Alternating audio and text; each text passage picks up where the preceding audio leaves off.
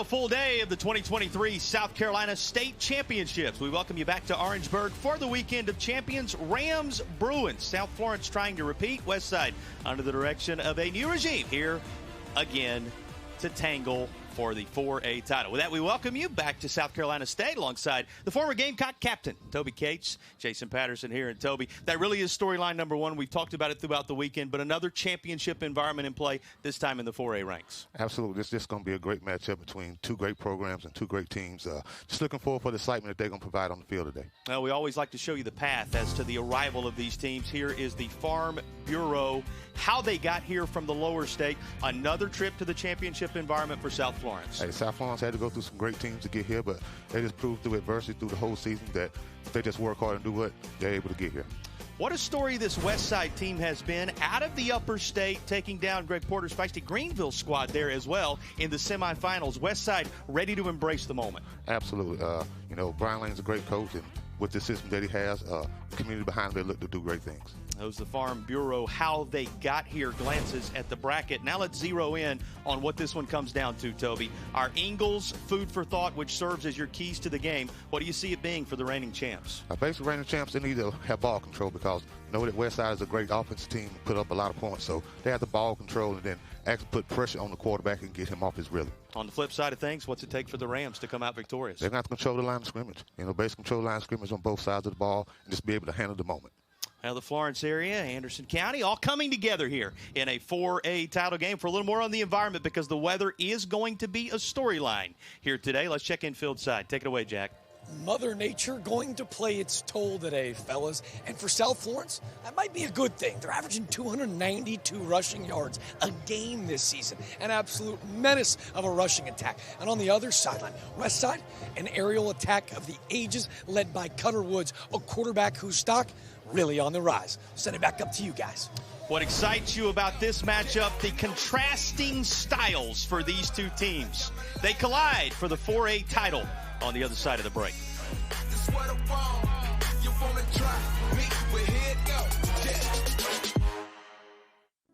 When I was growing up, I was taught, if you make a promise, you keep it.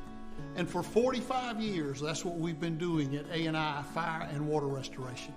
From Wilmington to Florence, from Myrtle Beach to Charleston. When disaster has struck, we've made promises to tens of thousands of families to turn their houses to homes again. We take pride in keeping our promises. It's what we do, it's who we are. A&I Fire and Water Restoration. Healthy on the outside doesn't mean much if vaping has weakened you from the inside, because the chemicals in vapes don't just leave you short of breath.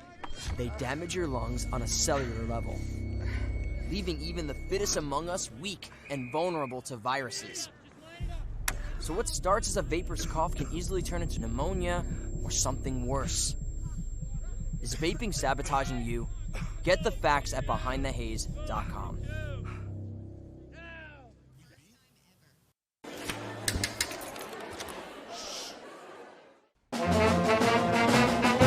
Hey, conductor, how about something new? You played this last year.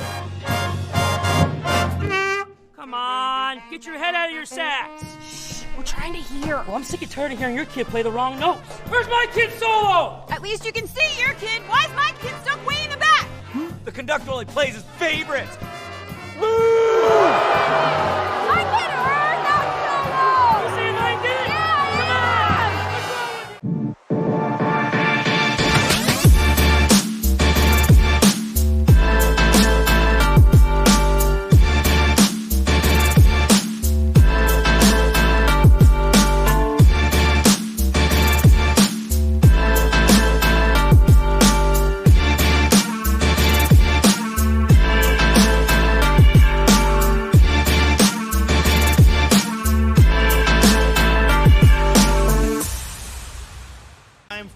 4A squads to take center stage on the weekend of champions in Orangeburg, South Carolina. Happy to have you back. Glad you're journeying through these Palmetto State Championship contests with us. And there's a look at the gentleman who led the South Florence team to a title a season ago. 29-game streak in effect for the Bruins with that title mixed in the middle. It's just hard to do, to put 29 games straight. But you can tell there's a lot of hard work, a lot of dedication. People have to believe in a lot of philosophies to win that many games. Well, and on the flip side, you've got a team under a first-year head coach taking the field. Now, he's not a first-year head coach overall. Brian Lane, a familiar face around the state, even spent a brief moment at South Florence back in 2007. So you add that little wrinkle to today's contest as well.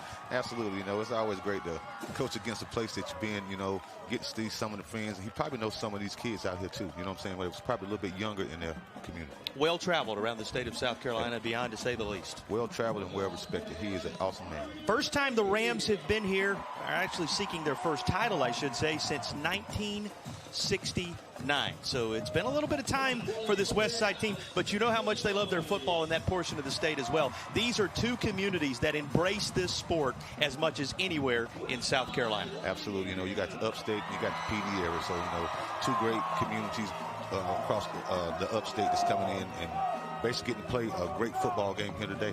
We know one thing he wants, talking about Coach Lane and his team, the football. Won the toss, have opted to receive, so we will see the Westside offense first. Absolutely. When you're playing against a great defense, do stuff, your offense is clicking, so you want to put them on the field, add excitement, and get the fans involved early. And the other thing is get as much of it in as you can before the weather arrives, in case it does, right? That's right, absolutely. When you throw the ball around, as much as they throw the ball around and be consistent, you want the ball as much as you can. Just about ready for our opening kickoff. Here is the Clear Picture Financial Kickoff, creating clear financial vision for your future and those you care about most. Well, this is what those in the 4A ranks care about most. State title game. It is underway, and here comes the Westside return up across the 20 to about the 23-yard line. That's what will be there for Jamar Boston. Now, you're going to hear him referred to throughout the course of this one as Tank Boston. That's the nickname more prevalent for the return man. Absolutely. Tank, when he gets the ball, he's just like a tank. He's just going straight forward. He's just trying to do things with the ball, be explosive, and make plays for his team. He is an NC State commit, and he is one of the weapons that is there for Cutter Woods, the junior quarterback who's thrown already for over 4,000 yards, 38 touchdowns in his career. It's just amazing, to throw for that many yards in one season. Most people don't have that in 2 seasons, but it just showed the philosophy that Coach Lane has, and he just adopted that philosophy, and just a great player. And you saw his numbers on this year, up over 3,000 of them this time around. And here's a toss. Guess who they go back to? Tank Boston again. He's got plenty of room beyond the sticks and is deep into South Florence territory, down around the 20-yard line. Did we mention he's headed to the ACC, the NC State commitment, making the first impact play of the day? Here's a look at the surrounding cast for Woods and Boston. It's just a great cast that he has. Up front, though, you're going to have those O-linemen, the Haddon, the Hayes, the Moore, the Calhouns, the Simpson. They have to be the one that's going to provide it for this. The playmaker's been getting, that all year, so going to put a little love on the offensive lineman. If you're wondering about it, Cutter Woods, 8 Division I offers to his credit already for the junior quarterback, and he's still got some time to make his mind up with eligibility left. Has his team in business here. First of the red zone opportunities, Automax red zone chance. Going to begin with a rush, and this is going to be inside the 10-yard line on the carry from D. Robertson, among those who will be tasked with running the football in this one. You see that spread offense already in effect. Going to be a challenge, but one of the stingier defenses in the state for South Florence. Absolutely. Sean, Calway, he's a great guy, but the linebacker's going to be very active. Heartless, Gordon, and Moore. They're going to have to come down to the ball and make tackles and keep pressure on there when blitzes are called. Trying to make good quick work of this Automax red zone opportunity. Westside keeping it right on that right hash, and down near the goal line is D. Robertson. Robertson, across the course of the season, rushed for over 1,200 yards, well, had 1,200 yards, I should say, of total offense when you put together what he did through the air and on the ground, and 17 total touchdowns this season for Westside. Hey, let's just keep putting the ball in the end zone. You see this guy, he loves the end zone. He has a crack for it and a smell for it, and he scores another one. Go right back to him. D. Robertson has our first rushes touchdown. It is a rushing touchdown for the Westside Rams, and yep, it's been a while since they hoisted a trophy, 1969, but but handling the moment well in the early stages of the 4A title game. Well, you can tell, Brian Lane, he wanted the ball first, and he wanted to make a statement, and that's what they did. They went straight down the field doing what they do best, throwing the ball here, mixing up with the run. That's what they have to do, is keep South Florence off balance, and that's what they're doing right now. It's a wide open playbook for this crew. You've already seen some of the playmakers, and Westside able to script things perfectly for the opening drive of the contest. Flag comes down before the extra point. Safe to say, while they sort this out, Toby, we now know why Westside hesitated not a bit in wanting the football after they won the toss. Here comes the call.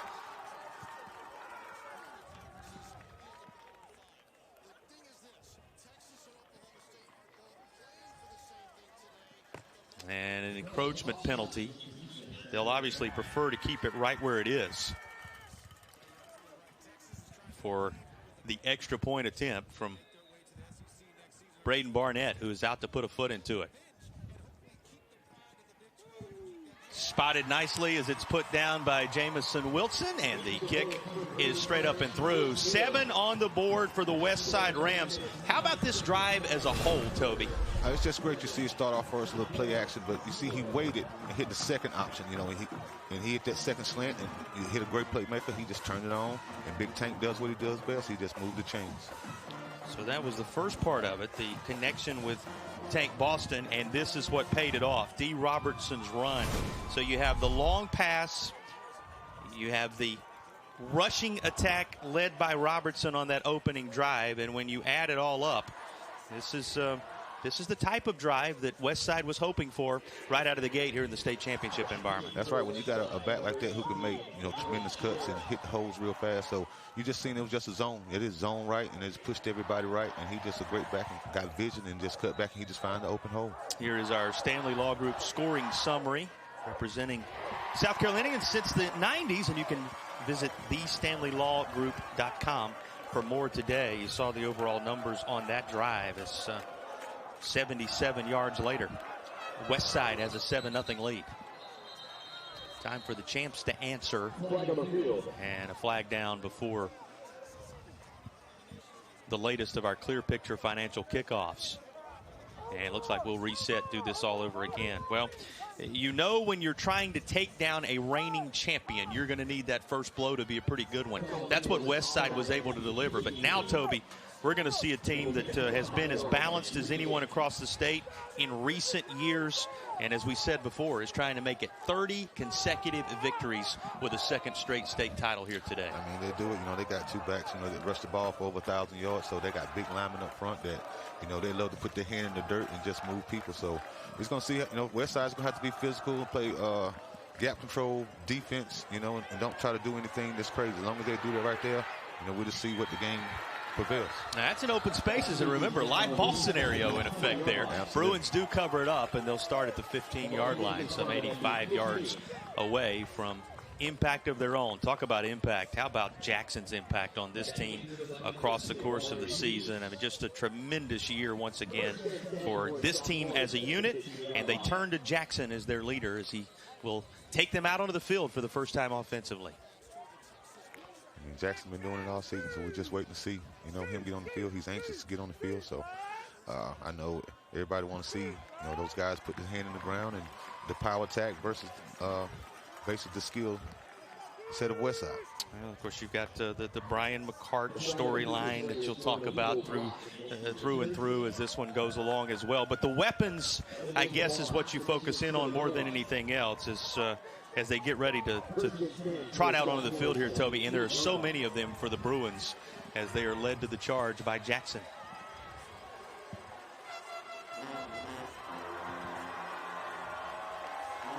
Talked about so many young players, in their tenures at least,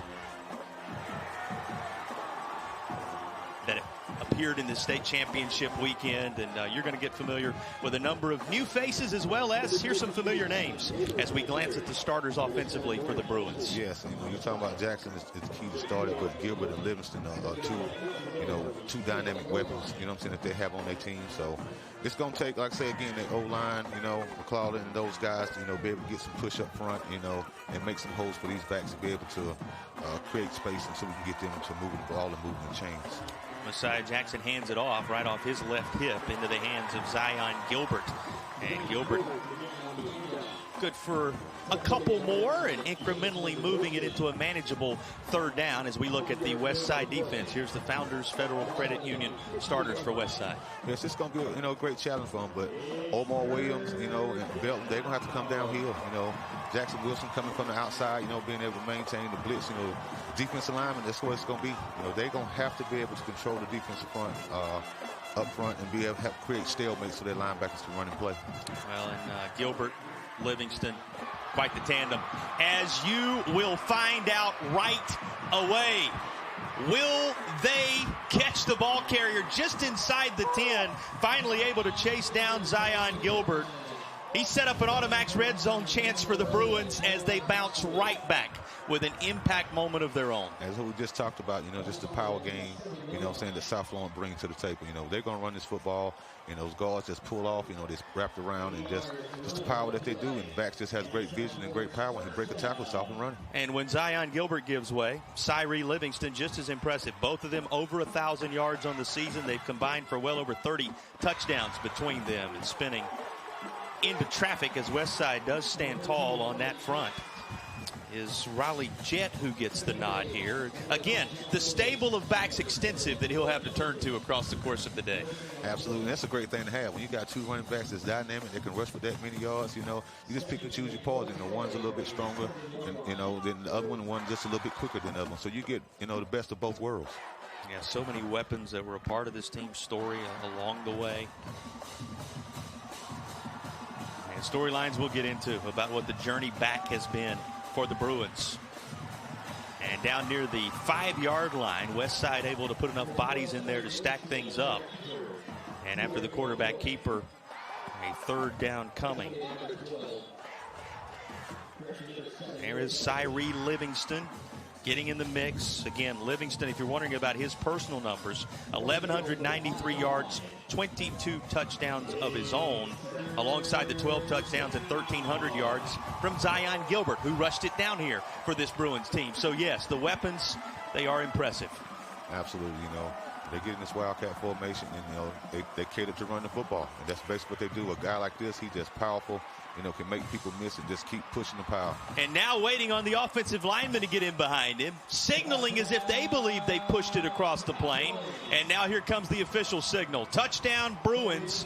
The champs are here. And they have the first touchdown coming, not surprisingly, on the ground. A Rush's touchdown for South Florence. Absolutely. You're going to probably see that from both sides of the ball because, again, South Florence, they're going to put some people in the second. They try to take away this throwing game, but Brian does multiple sets and different things. So they're going to cater to run that ball so they can set up big plays too. So we're looking at a great football game. Both teams went straight down the field and scored on each other. Both of them answered. So it's going to be a great, exciting ball game. They play Cyree Livingston in the Wildcat in a close yardage situation, and he weaves his way through traffic, gets that extra push into the end zone to tie up the contest.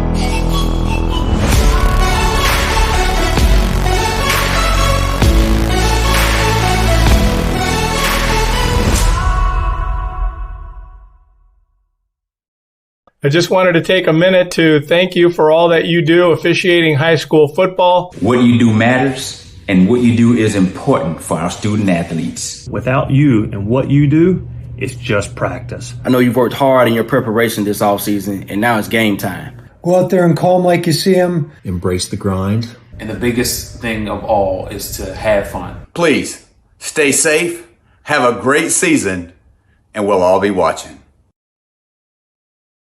Jackson and Livingston share time at the quarterback position, leads South Florence back to an even score. Not just about the weapons that are on the field.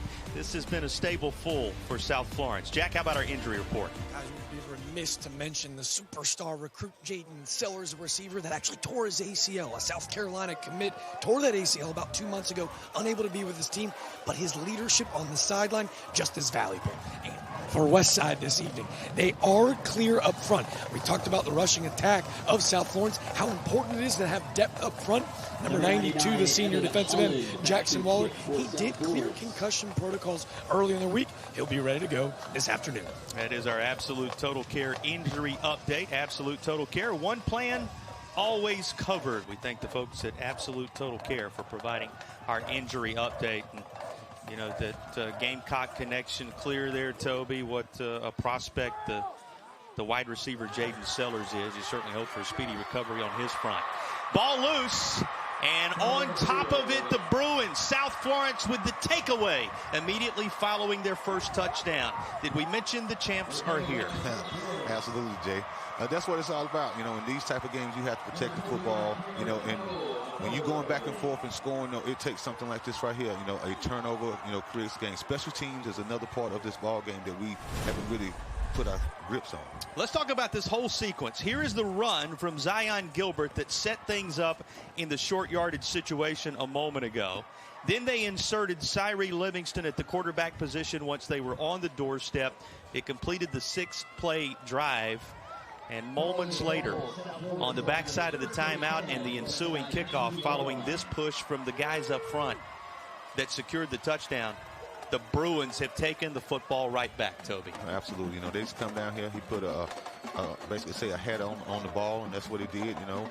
In these situations, though, you know, Brian had to come back and tell his team, you know, and all people have to get around. You still just can't get down from this right here. You still just got to keep fighting hard because he's got a long way to go in this game. But it's seeing how important every possession is, and turnover is going to be a big key. Like Cameron Coe right there in the thick of things as well on that consequential play, the first real turnover of the contest. And there's another look at Zion Gilbert. He did a great deal of the heavy lifting with that run on the first drive. 22 back out there in the mix now. And second down coming after a handful on the first from scrimmage. This stable of backs, stable of playmakers being highlighted here in the opening period. Looking over to the sideline, and looks as if we may have a timeout. You saw the coaching staff come racing down the sideline, and Drew Marlowe wants to talk it over with his team. We'll break away as well. 7:22 remaining in the first. Early indications we're set for a good one in the 4A ranks. There was a time when a person's word was enough. A time when a handshake meant something, and integrity really mattered. For nearly 70 years, the values of Farm Bureau Insurance have been rooted in hard work, faith, and family. In that time, we've seen the world change in many ways. What hasn't wavered is Farm Bureau Insurance's commitment to protect our customers' way of life and serve the communities in which they live when they need us most. You deserve more. You deserve a promise.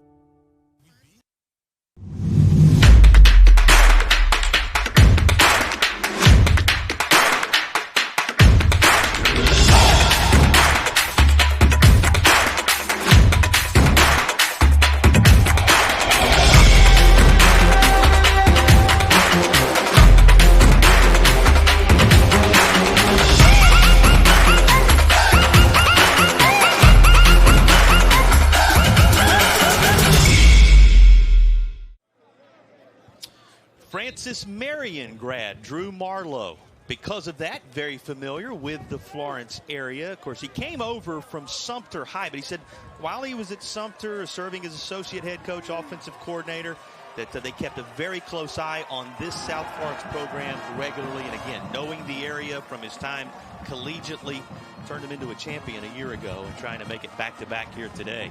But one thing you know, these coaches locked in on the state championship environment saw something that required him to take an early time out there, Toby. Absolutely. You know, he just want to tell these guys, you know, hey, this is a very key drive right here. You know, we create this turnover. Let's not let it just dwindle away. We need to put some points on the scoreboard. And let's just take our time, call the right plays, and probably tell them we may even go for it on fourth down, you know, down here in this situation right here. So don't be surprised if they get some positive yards on this, so they don't line right back up. Maybe something quick and go for it on fourth down. Cyree Livingston departs after capping that most recent drive from the quarterback position with the run. Flags fly before the 3rd down and 3 can get underway.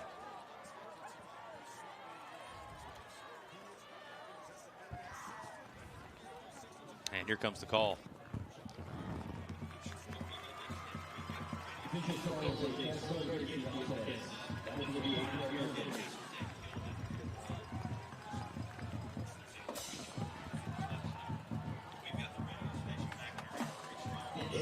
Third down.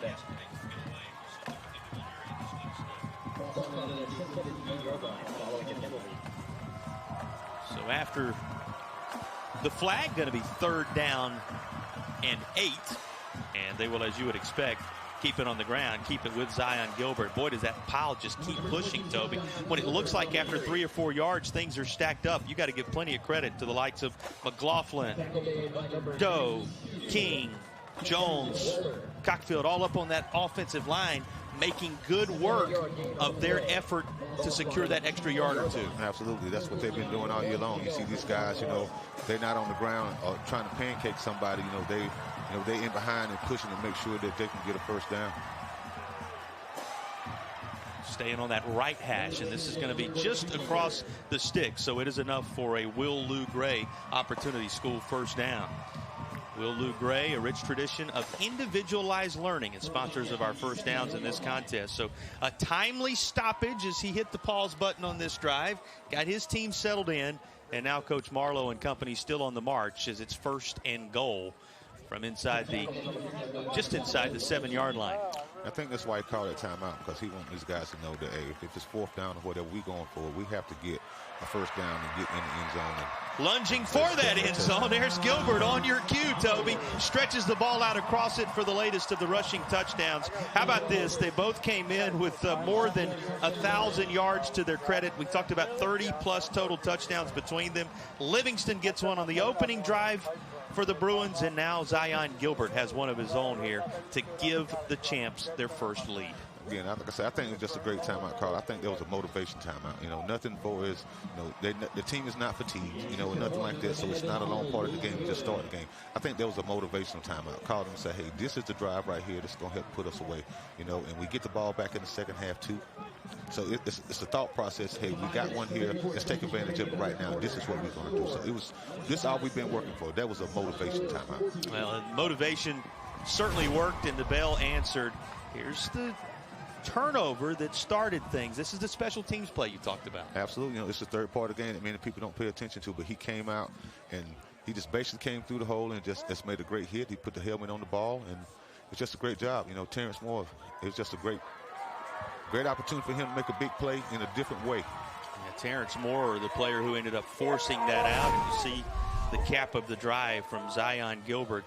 He knows that signal, the uplifted hands indicating it is now a 14-7 lead. What an answer for South Florence after that impressive opening drive from Westside. Absolutely, and the best thing to do is the best defense is keeping that offense on the field. Keeping them off the field. And that's what they've been doing. So with that turnover there, but we're gonna see right now. Can your defense make a stand, or just gonna be a back and forth game? Throughout the whole thing. But it's just exciting to sit up here and watch this and see the atmosphere and everything that's going on here today. So it's just enjoyable to see today.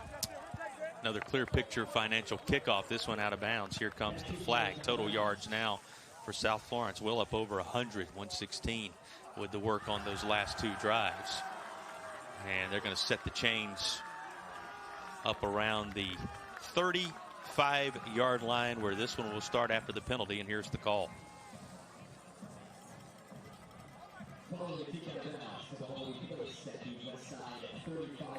We'll work on that referee microphone for you, but as you saw, the flag for the kick out of bounds, moving things up to the 35, and that's where Westside takes over. Boy, you think for a Rams team back here trying to do something that had not been done since the late 1960s, take a title back to Anderson County. This is a key drive to answer.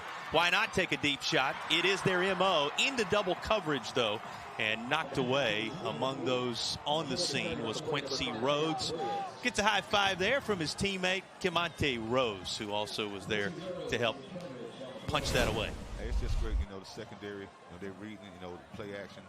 Basically, they're going to try to hit a deep ball deep. So it's just a great job of the safety, side ball, and just running back. And, Reed did a great job, just getting back in rows, being able to be the underneath person. So just great double bracket coverage. Rhodes and Rose getting the job done. That tandem pretty true. for South Florence. And now here is another takeaway. And loose down the far side, inside the 10, and all the way down inside the 5-yard line before he is brought down is Brian Brownlee celebrating the pick, and nearly a second consecutive turnover now. Another takeaway for South Florence. Absolutely. This team is prideful. We talk about the rushing and how grimy they are on offense side of the ball, but they're the same way on defense side of the ball. They got playmakers on the defensive ball, and they're going to try to get to you and bring pressure and knock you off, your rhythm. And that's what they try to do to quarterbacks. Move the pocket for them. Solid coverage on the deep shot as they tried to find Josh Williams, the Chattanooga commit, to turn the tables just a little bit and reclaim the narrative. And then after that tremendous coverage, Brian Brownlee lying in wait. He comes away with the pick, and it is 1st and goal once more for this Bruins squad, riding that 29-game winning streak. And they go back to who else worked out the first time around when they showed this formation, and Livingston's going to take it in one more time. Rushes, touchdown, second of the contest for Cyree Livingston. And just like that, there's a little breathing room for the Bruins of South Florence. And they just take advantage of the situation. That's what you have to do. That's why they're champions. That's why they're trying to come back and repeat. That's what great teams do. They do what they do well, but when you give them opportunity down here to score, they're going to take advantage of it almost every single time. Well, ground game versus spread offense, differing styles in so many ways. So far, so good for the ball control crowd. They've also shown some quick strike capability in this one. That's right, And you credit the defense and special teams. A couple of big turnovers have been catalysts as well. Absolutely, you know what I'm saying? Everybody gets talk about, this offensive juggernauts on both sides of the ball, but it's going to be that defensive unit that's going to play so hard in these trenches for you every single game right there and create turnovers and you be able to march the ball down the field. Well, here's how you work toward creating turnovers. This was the initial effort for Westside on that drive. The lick that was taken by the QB, and of course the more consequential piece of it, the interception by Brian Brownlee. But here's the pressure that helped create it, Toby. Absolutely. You got an inside stunt. The defensive end went inside, and then linebacker blitzing came outside. He created pressure, and hit him from his blind side, and then just a great pick, and then just putting the ball in offensive hands for you to score a touchdown. That was Terry Gordon, a sophomore linebacker, applying the pressure that time. We talked about some of the young players that will be key faces moving forward for these two programs that probably aren't going anywhere for a while, and that's one of them. A great job by Terry Gordon to disrupt Cutter Woods enough to force the INT. All translates into a quick South Florence score. Now 20-7 in favor of the Bruins. Westside, a return and looking for a response, and upended at around the 25-yard line, just shy of it. Now you turn your attention to Cutter Woods and company here as they have to quickly erase the memories of what has been in recent moments. Here's the scoring summary brought to you by the Stanley Law Group, Toby, and another quick play, another quick drive. It's just great that, they can just move the ball and just have the right people and the right linemen, the right attitude, and just be able to push the ball in and score. It's just a great thing to say. It's just toughness. It shows how tough this team is. As Cutter Woods and company go back to work, trying to shorten the memory and turn the page. Let's check in field side after this first down run for Westside and hear from Jack. Jack? Guys, Brian Lane laughing under the tent with his offensive unit. Turns off the TV. Film study goes away. Goes, guys, they cannot get rid of you yet. We've got the best quarterback in the state of South Carolina. This game, far from over. Thanks, Jack. Yeah, a lot of football left in this one, certainly with two offenses, both as explosive as the two we're witnessing here in the 4A ranks. Hey, absolutely. I watched some of the games and just followed some of the scores throughout the season and kept seeing Westside being beat. And all of a sudden the game ended up being 63-58 or something like that. So that's the mentality that they have. As long as we on the field and we got enough time to steal on this clock, we have a chance. One thing that has not been there, time for Cutter Woods, and he runs into further trouble. Fortunately for Westside, this worked its way out of his hands and out of bounds. Now he's trying to sell it to our officials exactly where that ball was intended to go right now, Toby. Absolutely. Like I say, Hartness got in that backfield. I mean, he's an explosive player. You can see how quick he is just off the ball. So, we said the linebackers here and the defensive linemen are going to have to get him off. Most coaches are rhythm quarterbacks. Step back 1, 2, 3 and throw the football. So when you step back and you look at that second read and pressure's coming, you got to get off your spot sometimes. It creates problems within the whole system. Cutter Woods' rhythm has been disrupted ever since that initial drive in which Westside marched the length of the field and scored for a 7-0 lead. 20 unanswered for South Florence since. And it all gets stacked up near the marker. And it's going to be enough, it looks like, to move the chains. So a first down and kind of a chance with that Will Lou Gray opportunity school first down for Westside to take a deep breath after the way the dominoes began to fall in the last couple of sequences. That's right. You know, sometimes you build that confidence of you can just, because you went down the field on that first drive, you can just do this every single time. You know, you're not going to do this every single time against the reigning champs. You know, they come out here, they're here for a reason. So basically, you know they're going to be in for a dogfight, so just prepare yourself for a dogfight. But again, just because they up 2 touchdowns right now does not mean that the game is out of reach for them either. I heard Jack's indicator about the coaching staff's approach for Westside. That just really is an indication of how aware they are of just how much football remains. Absolutely. You know, they figure, you know, they're a team that can score, you know, back to back, you know, real quick. And who knows, they may be able to create a turnover too. So, you know, it can come back and forth, you know, things like that. But when you're confident in what you believe in, you're confident in your system and your players, you know, you're always going to have a chance. Momentum has been squarely of late with South Florence, but here's a snap to Cutter Woods as Westside tries to extend this drive. He runs into more of the same in the backfield and able to come away with the sack is Terrence Moorer. Remember, it was Moorer who jarred the football loose a bit earlier in this contest, and he gets his name called one more time. Yes. One of the senior leaders on this defense. Yes, it is. You know, he wants to go out a winner, and he's going to do everything to it. You know, most seniors are not on special teams, you know, but he wants to be on the special team because kickoff is very important for establishing, you know, keeping the team back. So, you know, he's basically a special teams guy, and he's a starting outside linebacker for us, bringing the pressure. Terrence Moore, one among the many on this defense that has made its mark already on this game, and that's a little bit too tall. The pass intended on the far side for Jay McClintock and incomplete. See, again, I think he's getting a little rush right now from feeling the hits, and the pressure came from that on this face side that he's seen at times. So he's not really just setting his feet and throwing the ball at what he's accustomed to. So maybe he can just settle down, you know, after this drive and get ready.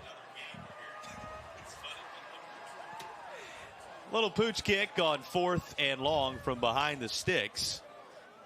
And inside the 30, it's going to be blown dead at the 24-yard line. Well, where do we sit in the midst of the weekend of champions?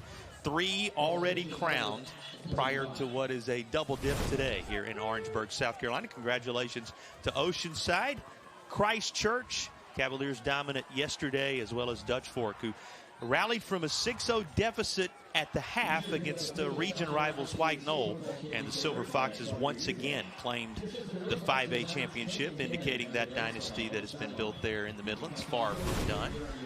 And this is the first of a couple of key contests today that we'll have for you across the state as well. Zion Gilbert already putting up some impressive numbers. He's got one of the 3 rushing touchdowns on the board for South Florence. And 100 yards already. So, you know, he's just a dynamic player, and they're going to stick to him, you know, and they're going to grind him, and then they're going to get down and put Livingston in the backfield. So you're getting 2 different type of backs, one a little more shifty than the other one is very powerful. So it wears and tears on you as the game goes. What adjustment do you need to see defensively for Westside at this point? Basically just put more men in the box, you know, blitzing from, you know what I'm saying, certain sides. But you're going to have to win basically in the trenches, more 4-man fronts, you know, basically stay out of 3-man fronts, stay in the 4-man fronts because, you know, they open up bigger gaps when you're in 3-man fronts. So at least stay in the 4-man fronts and blitz from outside or inside. Comes a give to Fargus, who is going to take this far side, and he's across the 30 up to around the 33-yard line. That is Juan Fargus, who is another of the seniors listed as a wide receiver on the roster. We shared it with you at the start of things. I mean, you are going to get acquainted, if you have not seen this South Florence team, you are going to get acquainted with a host of Bruins before the day is done. Absolutely. This seems to Bruins come in, but that's another big key too, is playing as a defensive staff, personnel-wise. You know, they brought in 3 bigger guys, so, you know, they're probably going to try to power this ball, you know what I'm saying, basically up the middle and do certain things. So coach is going to have to look at that too and maybe put some bigger defensive linemen in there, keep more defensive linemen than linebackers. Well, you were looking at the sophomore on the defense. That was Jax Wilson for Westside, who's providing some of that size and impact you're talking about, but doing it from his sophomore campaign. He runs into Gilbert in that offensive line one more time. Now a little closer to the first down marker, but a 4th down and a long 2 coming inside the final minute of the opening period. South Florence, 20 unanswered since an opening drive touchdown from the Westside Rams. And the champs riding that 29-game winning streak with 22 seconds left in the first period, deciding to send the kicking unit on out there. I think it took him a little minute. He thought about it. He thought about going for it. This team is built for, 2 or 3 yards at a time. So, but Westside did a great job, of hunkering down in the trenches and knowing what they was going to do and just keep minimizing the damage. Yeah, 4th and 3 becomes the tough decision, right? If it's 4th and 1, if it's 4th and 2, 4th and 3, he still sat over there and allowed it to roll through the mind for a moment. What rolls through the mind of those here at the 4A title game, just how strong the champs showed themselves down the stretch in this first period.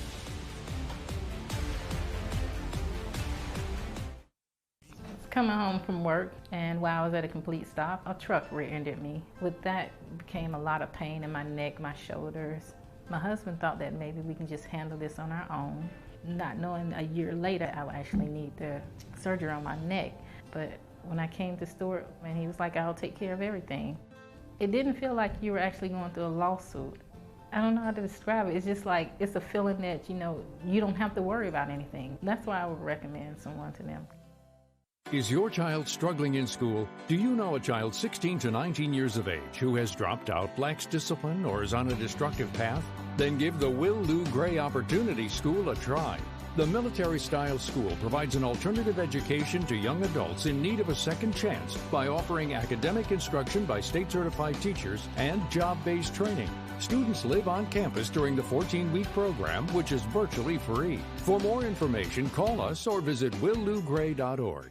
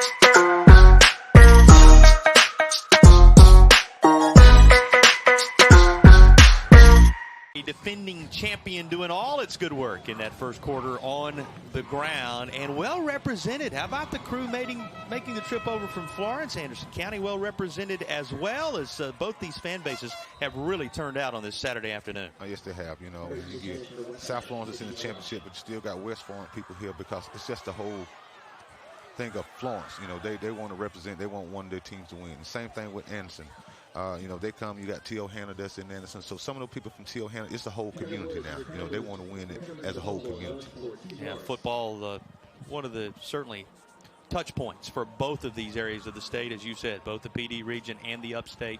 A strong commitment to the sport. It's evidenced by how often you see their teams, whichever it might be, from these counties working their way into this environment. Your impressions of what we witnessed in that first period, Toby, looking back on it? It's just great.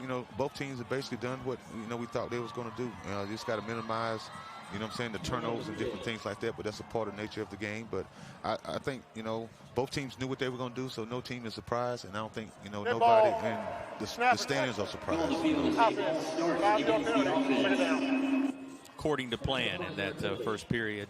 Maybe not according after that first scripted drive to his plan. What do you think rolls through the mind of Coach Lane and his staff right now? Basically, it's still, again, we're not out of it. We just started the second quarter. We're only down by 2 touchdowns, only down. And we have the ball right now, so we can score right now. We can keep on moving. So, he's not the type of guy that worries when you have a great system.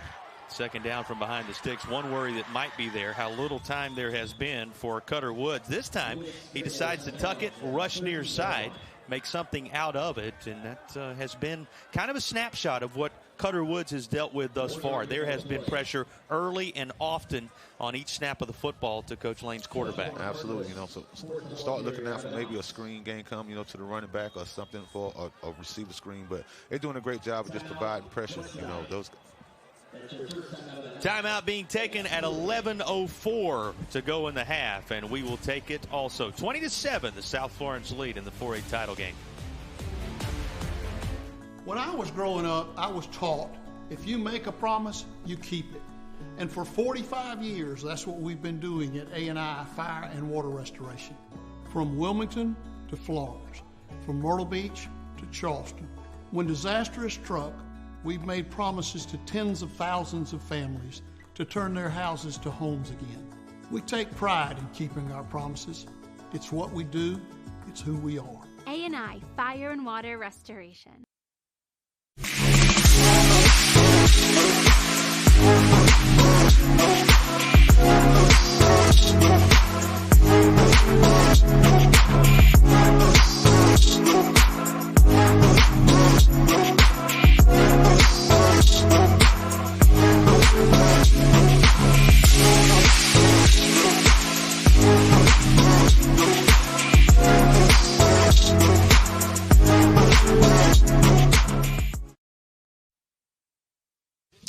Well, it was Westside on the opening drive, marching the length of the field, taking a 7-0 lead. South Florence since. The Bruins having forced turnovers. The Bruins having provided tremendous pressure, as we were just talking about, on Cutter Woods and company. And as a result, behind the sticks one more time. He leads his team back out for a 3rd down and 12 from inside the 15-yard line. Glad you've chosen to join us for the 4A state championship game. Trying to make it 2 in a row as you look at Drew Marlowe. Led his team to the title a season ago and has led them to 29 consecutive wins in South Carolina. And that's a nicely tossed football. Caught far side. Tried to make the connection with Josh Williams on a deep shot earlier. This time Cutter Woods is able to find the UT Chattanooga commitment. He's caught 17 touchdowns this year and over 1,300 receiving yards to his credit. That connection, Woods to Williams, would be a key factor in Westside's success today. Absolutely, W&W. Also sets up this, splitting the gap and taking it the distance is Richardson. How about this run from Sherrod Richardson, the junior running back? He rushed for over 1,000 and had 14 touchdowns of his own.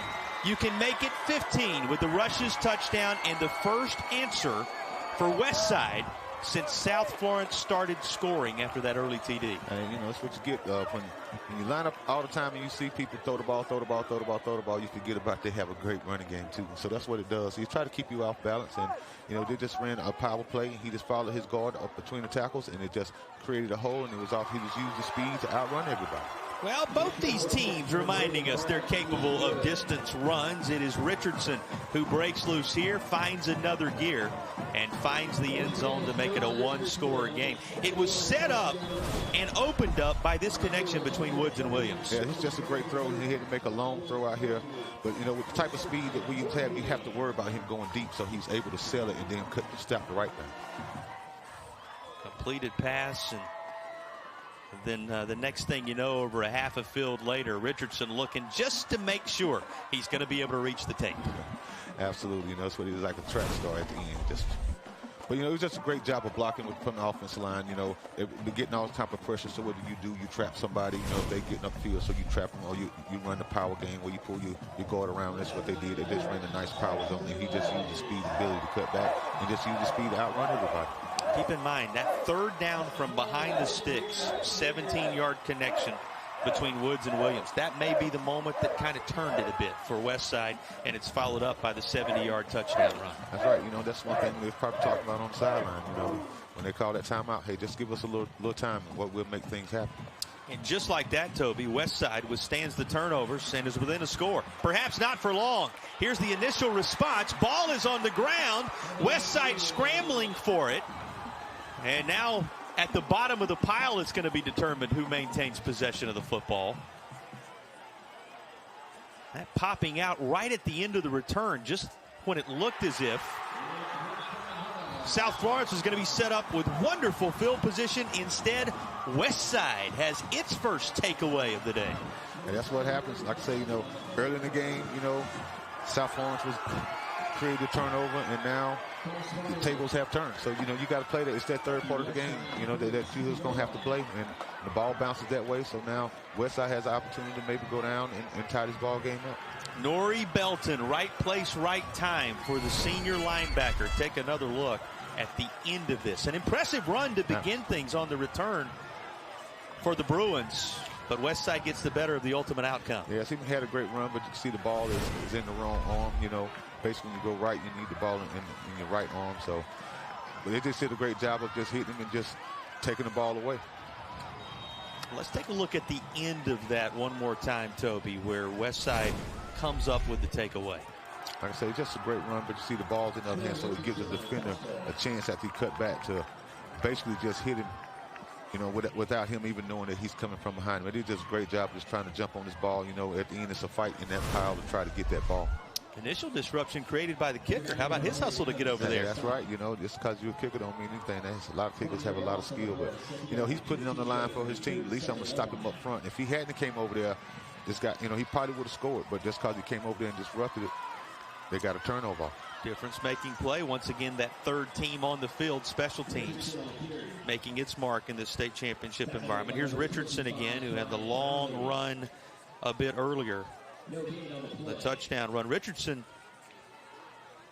touching the ball for just a second time here after that 70-yard run. And third down coming is some personnel adjustments, including the return of DeMarco Evans, instituted by Westside. Evans, a 1,200-yard rusher, 19 touchdowns. So think about this. You've got 1,000-yard rushers. And we talk about a couple on one side, a couple on the other. They abound in this state championship matchup. Yeah, absolutely. I mean, that's amazing to have when you produce that much offense. Timeout being taken by Westside at the 9:07 mark. We'll take it as well. One-score contest in a highly competitive 4A bout. The Stanley Law Group has been there whenever I needed them. Working with Mark, I knew that I had him in my corner and he was back behind me 100%. I would absolutely recommend Stanley Law Group. We feel that the Stanley Law Group helps those individuals who don't know where to turn in a time of need, such as after a trucking accident. When you contact us, you get your lawyer. At the Stanley Law Group, justice begins here.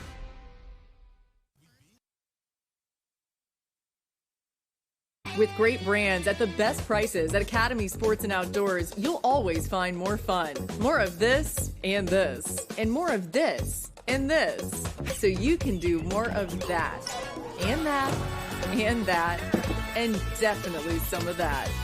While getting together for more of that, and that. Yes! Have more fun with great brands at the best prices, only at Academy Sports and Outdoors. We're talking about a whole lot of football left in this game. How about a whole lot of football left in this first half? Still 9 and change to play in a 6-point ball game. Yeah, like I say, it's just a great game. We just got the best seat in the house, but I tell you what, these fans are really enjoying it. Like I said, they came from different areas to get here, but it's truly been, they put on a show. Pocket collapses on Cutter Woods. He tries to drag a couple of the defenders with him, and a flag comes in at the end of this at around the 35-yard line. Worked well from behind the sticks on that previous drive, but certainly not the situation of choice for Westside. Here's another look at that most recent play. Yes, he might have got an accidental face mask. Yeah, that's what happened at the end. The guy's hand stayed on his face mask too long, and, just a face mask. It's like Gordon, who's done such good work defensively today, kind of inadvertently got his hand up in there. Personal and here's foul, the call. Face mask on the defense. 15 yards from the previous spot.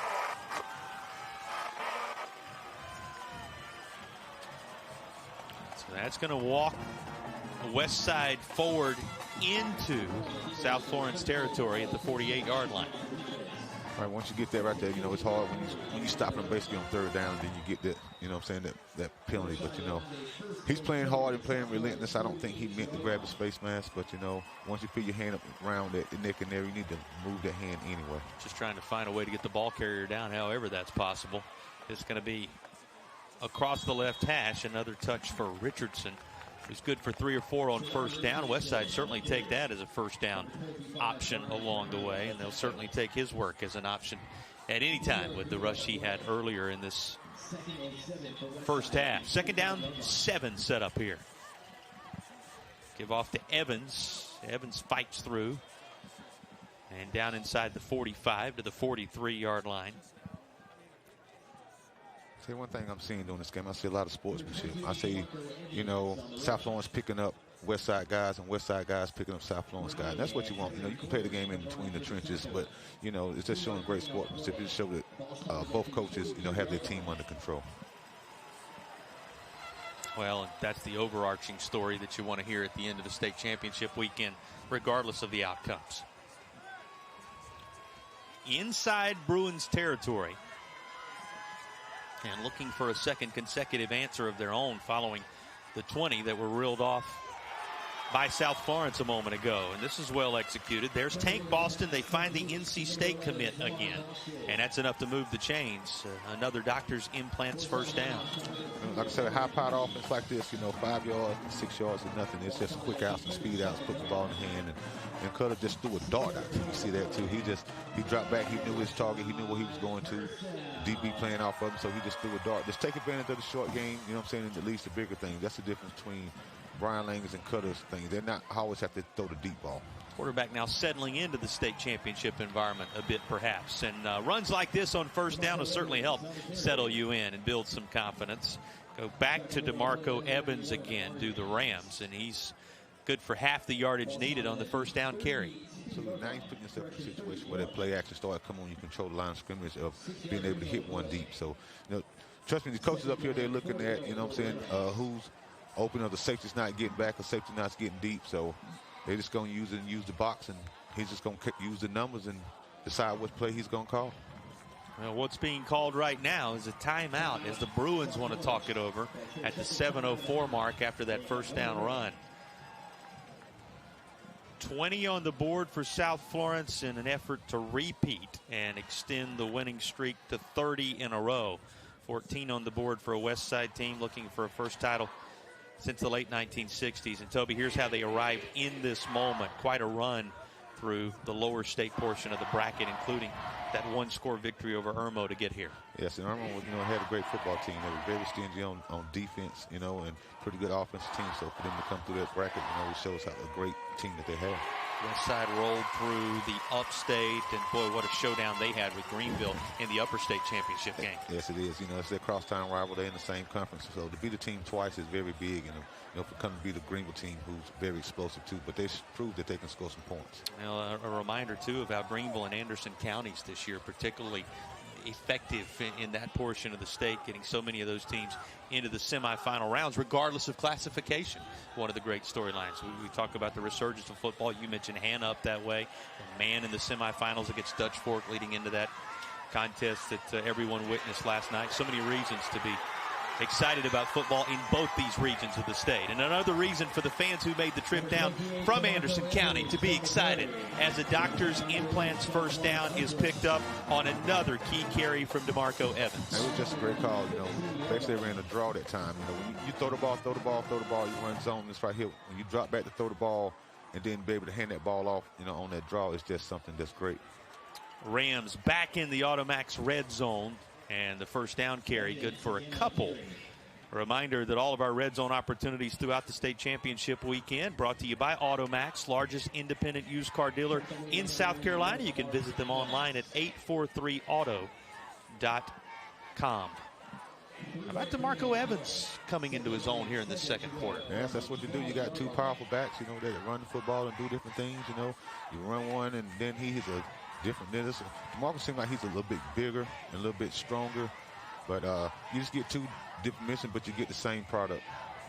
Woods drops back, and he throws this toward the end zone. Tried to connect with D. Robertson at around the 2-yard line, but it is incomplete as we check in with Jack. Hey, you guys mentioned DeMarco Evans. He's one of the few guys on this offense that's still awaiting a Division I offer, sitting down on the sidelines next to an NC State and South Carolina recruiting coordinator. So impressed with his cutback ability, but not only to do so, as Toby mentioned, his strength. So impressive running between his big guards up front. And the numbers back it up as well. The 1,000 yards plus for which he's rushed this season and the 19 touchdowns, looking for number 20. And we've got a player injured on the Bruins side of things, as a training staff tends to, it appears, Noah Moore. Chance for us is hopefully they're able to get him quickly back to his feet. To remind you that coming up at the half, we will have the Stewart Law Office's halftime report. You'll hear from South Carolina High School League officials, first half highlights, a whole lot more for you. Brought to you by Stewart Law Offices. One moment can change your life, and for a quarter century now, Stewart Law Offices has been there. You can find out more about them at stewartlawoffices.net. Check them out today. Proud sponsors of the halftime report. And good news, as up and off to the far side under his own power is Noah Moore.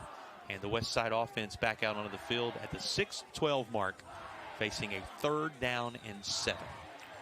It's going to be an interesting call right here. See if, they're probably going to bring pressure. So look for the running back, maybe flaring the running back to the side right there, or looking to throw a deep ball, maybe the tank with one-on-one coverage down here at the bottom. So without the linebacker Moore, who you did see working off to the far side, a little traffic being directed by Cutter Woods as he sends Evans to his left. Sits up in the slot, tries to create an opportunity to connect with Tank Boston, but this one a little too strong and incomplete. 4th down coming. Yes, and depending on the situation right here, do you want to kick a 30-something yard field goal, or do you feel confident that you can get probably 6 or 7 yards? And I think Brian said, 6 or 7 yards is nothing out of reach for us. Yeah, you're looking at about a 28, 29 yarder. You're right, Toby, if they opt to send Gavin Sheriff and the kicking unit on. But it looks as if Cutter Woods is going to remain. And he will have Evans off his right hip this time. Pile of wide receivers as Westside in trademark fashion spreads it out on 4th down to the end zone, in and out of the hands of his intended target, Josh Williams. He has caught 17 of those for touchdowns this season. Number 18 would have tied up the football game, and his reaction tells you everything you need to know. It was right there for the taking. Yeah, but you see his players starting to run to him right now. Yes. Hey, you're going to call all these touchdowns all year long. Hey, you drop this one right here. Yes, you hit him basically in his hands for a touchdown. But, hey, he's going to have plenty more opportunities, in this game to make many more big plays. So his coach is telling him right now, hey, do not keep your head down. You have to be the one to lead us. They are not here without Josh Williams. Keep that in mind. That's 17 right. touchdown catches along the way this year. And as you said, Toby, I'll underscore it. Every reason to believe he may have another before this day is done. And you have to love the way they're coaching that young man up, reminding him the opportunities in front of you are the ones you have to be focused on now. Bruins able to withstand that push from Westside. Now they take over on downs, give it back to Zion Gilbert. What can you say about Zion Gilbert's play so far? Hey, he's just a powerful back. He's one that's going to hit you in between the tackles. He's going to run the power game, the short traps and different things like that. He's not really flashing cutback, but he's able to make people miss. Ball at the 17. And it's been nothing but the running game, just as you would expect from the Bruins. And this time, Gilbert carries the pile on with him to move the chains with a Doctor's Implants first down. A reminder, Doctor's Implants, where they will bring your smile to life, is sponsoring all of our first downs in this second quarter. We say thanks to our partners at Doctor's Implants, bringing smiles to life all around the state of South Carolina. 5:15 and ticking downward to go here in the second.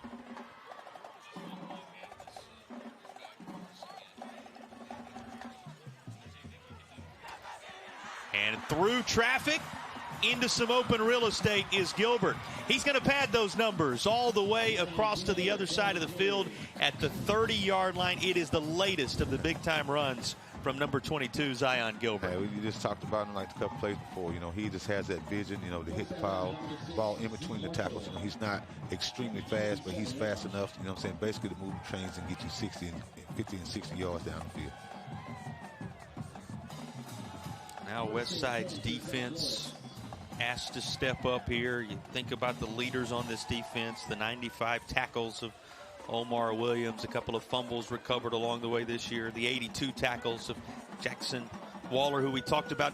One of the big storylines as well across the way this season, Jamison Wilson and the passes he's broken up, the 9 interceptions of Marshall. You just wonder who for Westside's going to step up defensively, and somewhat on cue, you get a big lick at the end of this from Omar Williams. Absolutely, but like I say, it's going to have to be somebody that's in it. Don't be looking for the cornerbacks because they don't throw the ball as much. So, you know, it's not the cornerbacks and the safeties more coming down. It's more going to be of that linebacker play, you know, in the defensive ends and defensive tackles for the stalemates and letting the linebackers run and make tackles. Well, as we mentioned just a moment ago, every bit of the work to this point done on the ground. You won't see that much, at least according to history, but it is in the arsenal on that toss for the South Florence Bruins. A rarity, and why do you need it that often, Toby, when you run it as well as this Bruins team has reminded everyone they do? Go back to the ground here, and that's Raleigh Jett getting the carry, and he's up near first down yardage. Well, you're going to have to throw the ball every now and then, you know what I'm saying? You're going to get tight situations, you know.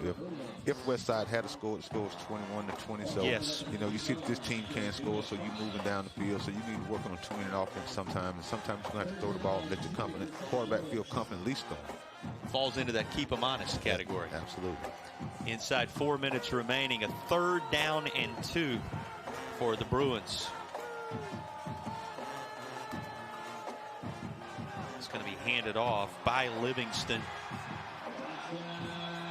Back to Jett. Then he has that kind of speed. A rushes touchdown for Raleigh Jett, the latest of the playmakers to find the end zone for the Bruins. It's just a great, you know, two-back situation. You know, they faked and ran counter trade backside. So you got to stay at home with these guys, you know. But you don't know if the first guy going to get the ball going this way too. So you're just trying to put your hands on somebody. So, but it's just a great job of the offensive line, just creating holes and a great play call too. A little bit of a different wrinkle on this drive. The 3-yard toss from Jackson to Moore, and then a 19-yard rush from Raleigh Jett that caps this drive and trying to make up for what was the missed point after try a bit ago. Offense stays out there for the 2-point conversion.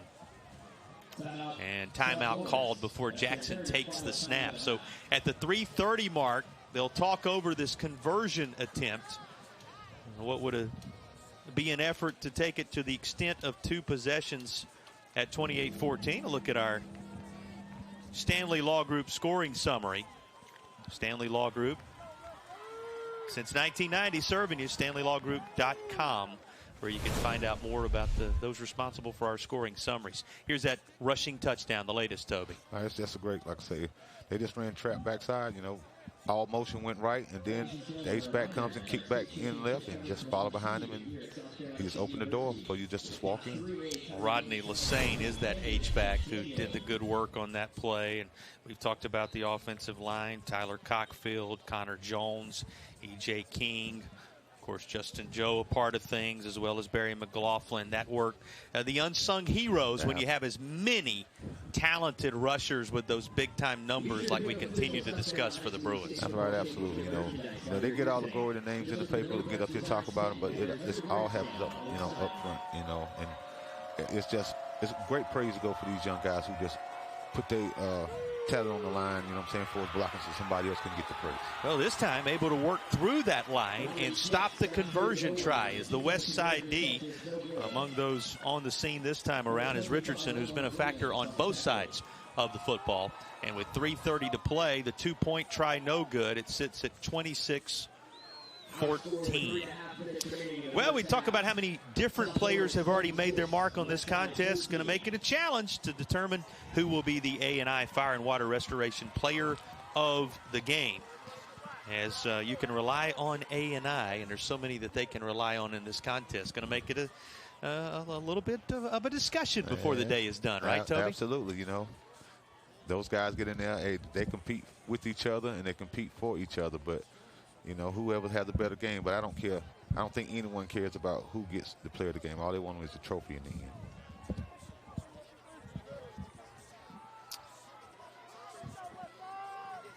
Well, 3:30 to go. What do you expect to see in the balance of this first half, Toby? Basically, I see unless when Brian gets the ball back, I don't think they're going to rush anything. You know, I think they're going to go and do what they do. You know, 3 minutes and 30 seconds is a long time, you know, to move the ball down the field, especially in this offense that they have. So they can run the ball a couple times. You see how explosive their backs are. Just don't get out of character and drop back and throw the ball every single time. I think you can run the ball in here, too. Trading inside the 5-yard line. Here comes the return. Up across the 15 and out to the 20. That's where it is brought back to by Boston on this return. Woods and company back out there. Quick glance at some of the numbers. 28 plays, 201 yards for Westside. 21 plays, 217 yards for South Florence. How many of those are on the ground? 214 of them so far for the Bruins. Such good work being done. That has been the trademark of this squad. Closing in on what would be a 30th consecutive win if they're successful here today. Westside on the flip side of things, trying to battle back and with all the football that's left, somehow claim a first state championship for that title-hungry community since the late 1960s. And a key drive to that end coming. Starts at the 3:24 mark. This is design run for Cutter Woods. And he's going to be up across the 20 to the 24-yard line. Pretty good first down yardage. Yeah, that's a great start, you know.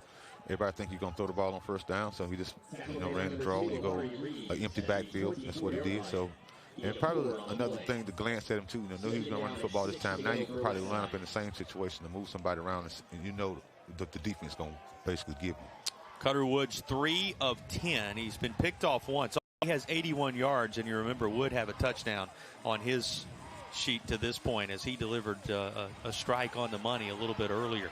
He and his teammates, though, turning their attention to this opportunity. Think about some of the other numbers. Here's his rushing numbers starting to climb just a little bit.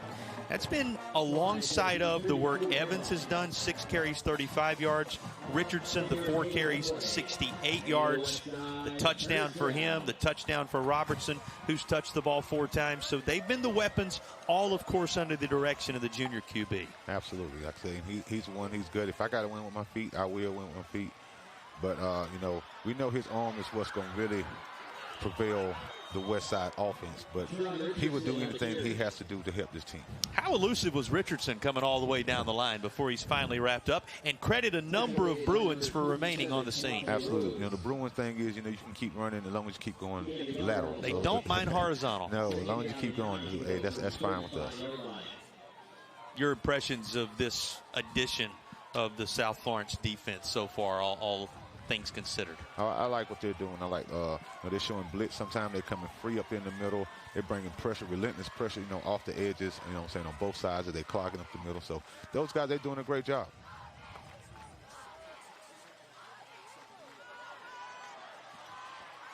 Over the middle, right at the heart of that South Carolina State logo, the catch is made by D. Robertson.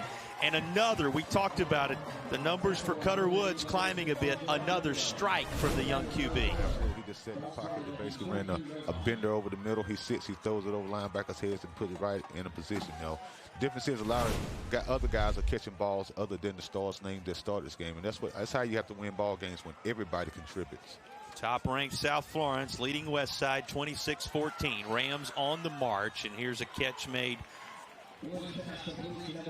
by Tank Boston, who is inside the 40 to the 36-yard line. If you missed it when we talked about it early on, he's committed to North Carolina State, going to be playing in the ACC.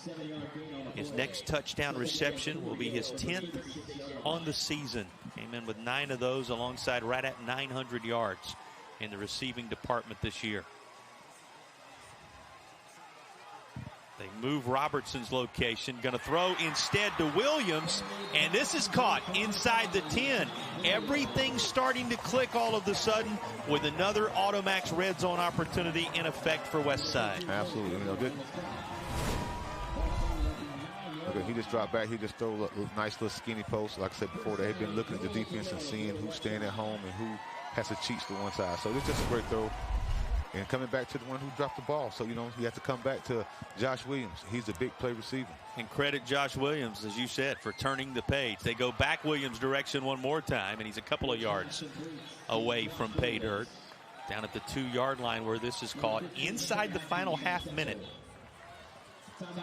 of the second period. And Westside is going to go ahead and burn one of those timeouts with 24 seconds to play. It gives us a chance to check in with Jack before the half arrives. Jack? Hey, in these passing downs, I mean, we haven't said a ton for South Florence yet today. The big fella, big number 91, Amari Adams, making his college announcement tomorrow. Didn't want the distraction to avoid state championship for he and his teammates, but with the likes of South Carolina, Georgia, Florida State, Clemson, all those schools in the house. A full court press from the team right down the road. The University of South Carolina, they got 6 assistant coaches in the building today. Big brother Lenora Sellers on the sideline, all in a last attempt to make sure that Amari Adams stays in the Palmetto State. Yeah, what's it going to be for the top-ranked recruit in that 2025 class? A lot of eyeballs on what is to come. And, you know, we talk about what these players have the opportunity to do today in a state championship environment, Toby, but what the future looks like for them, so bright as well. Here's the day so far for Cutter Woods. He and Westside knocking on the door with a second down and goal coming from the 3-yard line. Probably see some type of play action here. And probably try to throw a slant or something inside. They send Boston in motion. Keeping himself and lunging toward the goal line is Cutter Woods. He'll break the plane. And a rushes touchdown of the rushing variety for Westside. Cutter Woods has his number called, and the junior QB pulls his Westside Rams a little closer late in the second period. Yeah, it's just great to see, like we talked about before, that he will do it with his legs, you know, by any means necessary for us to get in this end zone. Threw for 40 touchdowns this year, up over 3,600 yards on the year alone. Closing in on 4,000 this season. But as you said it, tucking it when it matters most and carrying it across the goal line. The extra point is no good, so the separation is back to 26-20 between these teams. And a little coaching moment on your screen as the head man for Westside comes over and talks to his young QB. Yes, he's just telling us a great job, you know, still protect yourself. And, hey, that's just a great job just using your head and getting us in the end zone. Well, you think about the back and forth nature of this first half. Westside won the toss, took the football, drove the length of the field, went up 7-0. South Florence battled back to the tune of a couple of big turnovers and 3 straight scores to take a 20-7 lead. Since that time, the teams have traded them, and here's a look at the Stanley Law Group drive summary for Westside. 8 plays, and they go 80 yards in just over 3 minutes this time around, leaving only 20 seconds on the second quarter game clock. That's the key, leaving only 20 seconds, because at any time South Florence could bust one and basically go the distance. They proved that all day long. Here's the Clear Picture Financial kickoff. Clear Picture Financial, creating a clear financial vision for your future and those you care about most. Let's go back, look at some of the snapshots from that most recent Westside drive. It's like I said, this one just started off as just a great throw. Just basically hit him over the middle, finding that open hole, then coming right back again. You know, he's going to play fake. He's going to throw a nice little skinny post. It's just a dart. It's a great catch to go up and get it. Then we come back right now. He just pulled his own number. He just faked it and just said, hey, Coach, I'm going to wheel his way in. You love the short memory for Josh Williams, who had a couple of key catches on that drive. Cutter Woods was on target through the skies, and then when it mattered most, found the end zone to cut the deficit to 6. 16 seconds remaining in the half, and content to take a knee and carry the lead into the locker room. The reigning 4A champions up 6 at the break. Your thoughts on what we saw in this first half? I think we've seen everything that we thought coming into the football game. You know, a team, South Florence, they're going to run this football down your throat. They've been doing it all year. They average almost 300 yards rushing the game. And then you go against Westside. You know, they got 2 backs that's over, you know, basically over 1,000 yards for the season, and a quarterback, you know, approaching 3,000 and 4,000. So they put up a lot of numbers, but they're a balanced team more here. But basically, it looks like both teams are doing the same thing that we thought.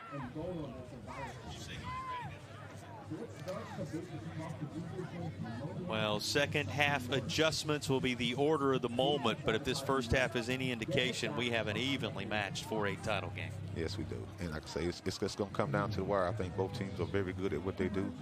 You know, some of the adjustments that, you know, it's hard to make adjustments because the other teams are making adjustments too. So, you know, anything that they say, anything that you do, we're going to counter against you. You know, basically the spread offense versus this defense, you know, it's just going to boil down to some player going to have to take over and create pressure, you know what I'm saying, by their own selves. Let's check in with Jack Fieldside, get the thoughts of the head coach. Hey guys, here with Coach Marlowe, 6-point lead heading into halftime. What's the message for your guys heading into the second half? Got to keep playing. Our defense, you know, came out not real good and then played great kind of in the middle, and then there at the end fell off a little bit. You know, we got to contain the quarterback, and we got to keep fighting. They're a great football team, and they're not going to give us anything, and we just got to keep fighting. Say, in order to go back-to-back, offensively, you guys have run the ball as well as you have all year. From an efficiency standpoint, you love what you see out of your offense in the second half. Yeah, except for that freaking two-point conversion where they stuff us because we don't block the safety rolling down. But, you know, we've run the ball well for the most part. We got to keep doing it. We got to keep the ball away from those suckers because they can score quickly. Hey, we appreciate your time. Thank you, Coach. Yes, sir. Always something to improve upon from a coaching perspective, but the reigning champs find themselves up 26-20 at the break. Absolute Total Care. Total health care for you and your family. Total peace of mind and well-being. Total assurance plan coverage.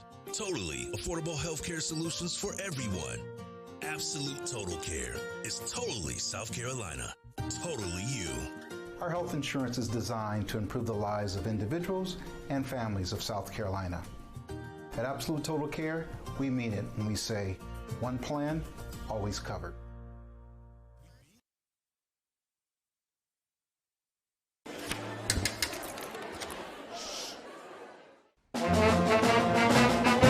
Hey, conductor, how about something new? You played this last year. Come on, get your head out of your sacks. Shh, we're trying to hear. Well, I'm sick and tired of hearing your kid play the wrong notes. Where's my kid's solo? At least you can see your kid. Why is my kid stuck way in the back? The conductor only plays his favorites. My kid heard that solo! You saying I did? Yeah, come on!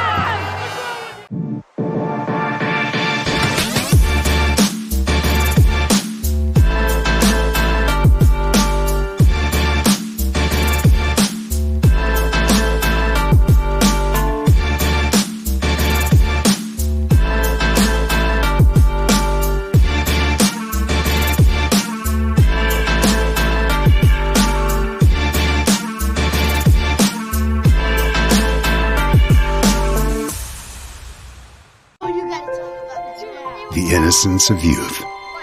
Is there anything any better? But soon they'll be in high school and facing all the same challenges you faced.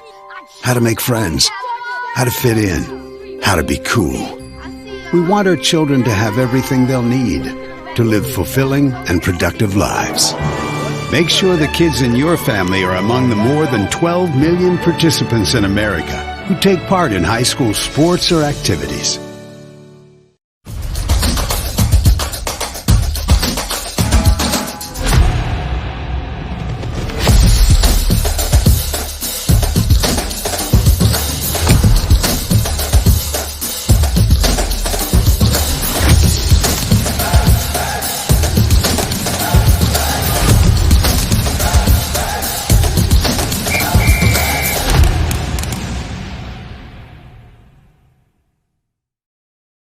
Moment can change your life. Stewart Law Offices has over 25 years of protecting the rights of the injured. Visit stewartlawoffices.net today. Thank you for your support of the South Carolina High School League and for your support of your school. Well, both teams with some major impact moments in this first half and separated by a single score as we have reached the intermission. Time to hear from some of our sponsors, and we always appreciate the partnership with our friends at Ingalls. Hey everybody, This is Friday Night Rivals. I'm Nelson Weston, and like all of y'all, I'm ready for some good old-fashioned state championship high school football, baby. And who better to join us than our good friend from Ingalls Markets, Melissa Level. Melissa, are you excited about the game? I'm excited about the game. What a great season it's been for both of the teams, and we're going to find out who the best of the best is. Indeed we are. Now, speaking of high school championships, can you share with us the significance of Ingalls supporting high school athletics? Well, supporting high school athletics is part of an overall plan of supporting high school education, or education in general. Children are our future, they're our culture. We're looking forward to following them through that journey. So athletics is just a very big part of our community. People love high school football, and they love our kids. So good place for Ingalls to be. Absolutely. And speaking of Ingalls, you and I both know that Ingalls is undoubtedly the place you want to shop for all your delicious, mouth-watering tailgating specials. Absolutely. What all can we expect in these specials? What kind of food are we talking about? We can keep it simple. You can go right to the wing bar and pick up a set of wonderful wings, all sorts of different flavors, a great big salad, or you can go to the deli and get a wonderful fresh-made sub with boar's head meat, or you can just get a little creative, go back and get the best meat of town, grill up a steak, get yourself a salad from the fresh produce in the deli, and a little bit of a baked potato on the side. A steak and a salad and a baked potato on the side. That would definitely hit the spot right about now. Yeah, definitely, wouldn't it? Absolutely. I'll see you there. Of course. You and I both know that when it comes to the Tools for Schools program, it is very impactful in the community. For those who may be unfamiliar, can you share with us an overview of Tools for Schools? And more importantly, can you also share with us how does somebody get involved with it? Tools for School is a partnership between Ingalls, our customers, and our school community. It's through the Ingalls Advantage Card. Every time you shop at Ingalls and use your Ingalls Advantage Card, if you register with the school of your choice, you are going to be donating to that school. Teachers then can buy supplies, big or small, all the way down from pencils all the way up to air conditioning systems, band uniforms, all sorts of wonderful things. It keeps the teachers' money in their own pocket and allows them to stock the school supplies with what they need. That's terrific. Melissa, keep up the great work. Thank you. All right. Let's get her done. Let's get her done indeed. Folks, this is Friday Night Rivals. And now, time for some championship football. Let's get it. Well, halftime in Orangeburg. Weather holding so far. We hope that continues to be the case. Also, an outstanding competitive 4A championship game holding. 26-20 our score. Much more to come as a part of our halftime report on the other side of the break. 'Twas the day before Christmas, and at the North Pole, the elves were all gleeful, mind, body, and soul. From making to baking, content as you please, when off in the distance they heard a loud sneeze. Hello, I'm in need of normal human cold medicine. One last stop to top off the tank, and Santa's a go, with Ingalls to thank. Merry Christmas from Ingalls.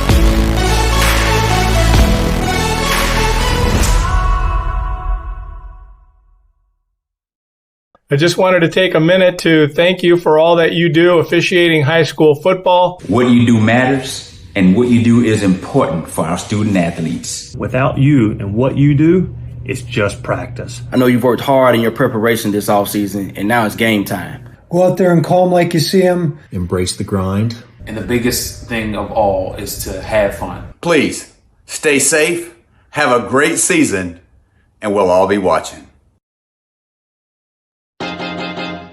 High school sports fans, relive your favorite moments. Just click the shopping cart below the video player to get your digital copy today.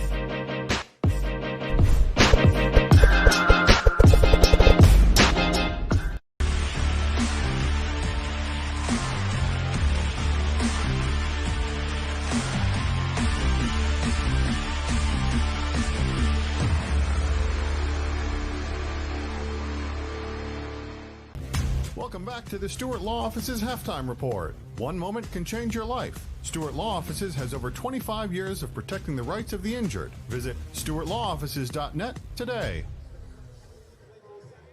We welcome you back into Oliver C. Dawson Stadium, a 26-20 first half. South Florence, a rushing attack is dominant. And I'm here fieldside with the Deputy Commissioner of the South Carolina High School League, Mr. Charlie Wensky. Charlie, I appreciate you joining us today.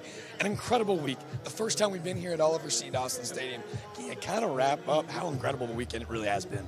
It's been a great weekend. It's been a long process to get here, obviously. First time we've been here, I think, since 07, 08 area. But to be here and to have the support of the South Carolina State University and of all the member schools that have made this weekend a success, it's been a great weekend so far. And we've got a half and one more whole game of football to complete the weekend. So many individuals behind the scene that make this week possible. The unsung hero, the officials on the field. You guys are always looking for extra officials. Can you inform the people at home kind of what it takes, what it goes into the process? Well, the one thing about officiating is they don't know it doesn't know your socioeconomic status. It doesn't know your gender, and it doesn't know your race. It just knows whether you want to work hard and whether you want to put time into it and give back to your community. You're going to get paid. You're not going to get paid enough to make a living off of it, but you're going to get paid and rewarded for it. But an opportunity to work with young people, continue to work in sports, and be a part of it. We're always looking for people that want to work and want to be a part of it. So if you're interested, give our office a call. And we'd love to have you. And I don't know about unsung heroes as much as yelled at heroes, right? I was going to say, you would look pretty good in the stripes. So I think a couple of these parents up in the field. Wide stripes, not the Yeah, exactly. All right, well, we appreciate your time, Mr. Wensky. I want to thank the South Carolina High School League officials as well. It's been an unbelievable weekend. And this just getting going. The second half going to be underway after the other side of this halftime report. 26-20, South Florence on the other side. When I was growing up, I was taught, if you make a promise, you keep it. And for 45 years, that's what we've been doing at A&I Fire and Water Restoration.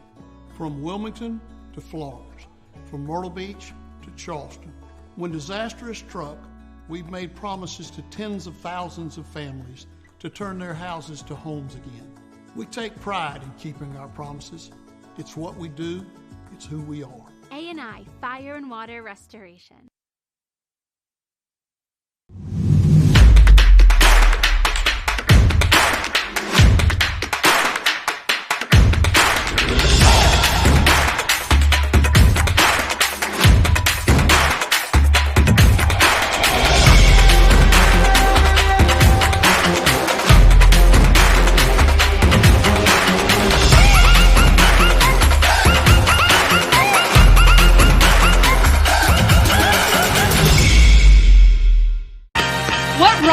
Great?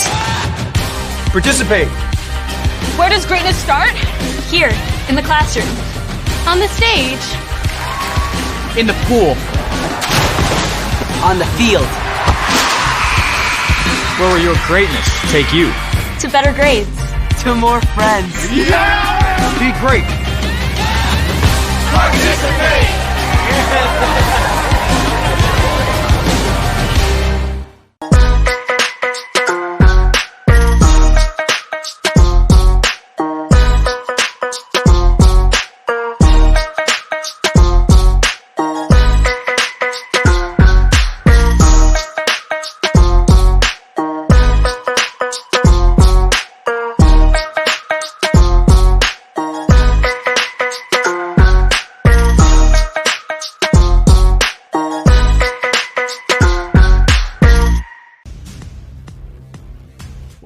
To the Stewart Law Office's halftime report. One moment can change your life. Stewart Law Offices has over 25 years of protecting the rights of the injured. Visit stewartlawoffices.net today. Well, a 6-point lead for the reigning champions, the Bruins of South Florence. What a response they provided after an early touchdown from Westside. Then the teams go back and forth. Everything you'd want out of the 4A title game. Back alongside the Gamecock Hall of Captains member, Toby Cates, Jason Patterson here. Our joy to have you with us for the 4A title game today. Toby, your impressions as you look back at this first half of both these teams. We would see. Both teams that come out, they experienced some setbacks, but they've been able to overcome that, and they're playing great football. Let's look at some of that great football. Here are the images from our first half. Obviously, after the initial scoring drive for Westside, that first touchdown, quarterback under duress for a bit in this first half. That's right. That's the difference. A little under duress and move them off target. They was create a turnover, and then all of a sudden, the gates just opened up just by them throwing the football around and just open up floodgates for them to have a big run. More than one key turnover. That was the Richardson run. There have been a number of backs make their mark, including Jet along the way for the reigning champs. And the Bruins using that ground game effectively. Things later in the half started to open up for Westside. Absolutely. You know, that's one thing that they believe in. You know, Coach Lane, you know, when Williams basically dropped the ball, he went over there and told him, hey, we're going to need you for the end of the game. So he come back and threw it to him. He made a big catch, and they've been doing it a great job. I know you were digesting the stats during the break. What jumps off the stat sheet at you? Pretty much, you know, it's basically the same. You know, the rushing, the 208 yards, you know, that's the only way, you know, for two halves being over 400 yards, which is about their average. You know, the rushing for Westside has been really great, too. You know, they had a couple of big plays in the rushing game, and I think that's going to offset with their passing game and really help them in the long run. Well, what gives in the second half, we will find out shortly as we work our way into the final half of football in the 4A ranks this season. What do you expect from an adjustment standpoint, Toby? Just trying to create more pressure. You know, that's going to be the thing on both sides of the ball, create more pressure. Westside probably going to try to put more men down in the box, you know what I'm saying, basically stop this run game. But in the end, I think both teams going to have to maybe create a turnover or something big to happen in the special teams game again, along the way just have more stops. You know, they have to have the ball, you know what I'm saying, to get opportunities to win the game. So that's going to be the keys for this game. Those final strategies being put together as we speak. A one-score game around the corner. The Stanley Law Group has been there whenever I needed them. Working with Mark, I knew that I had him in my corner and he was back behind me 100%. I would absolutely recommend Stanley Law Group. We feel that the Stanley Law Group helps those individuals who don't know where to turn in a time of need, such as after a trucking accident. When you contact us, you get your lawyer. At the Stanley Law Group, justice begins here.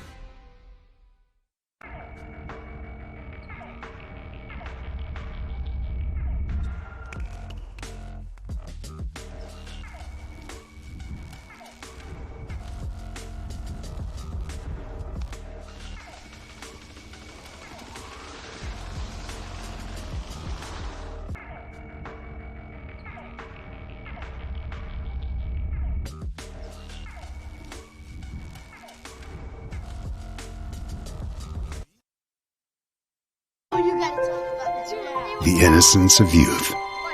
Is there anything any better? But soon they'll be in high school and facing all the same challenges you faced. How to make friends, how to fit in, how to be cool.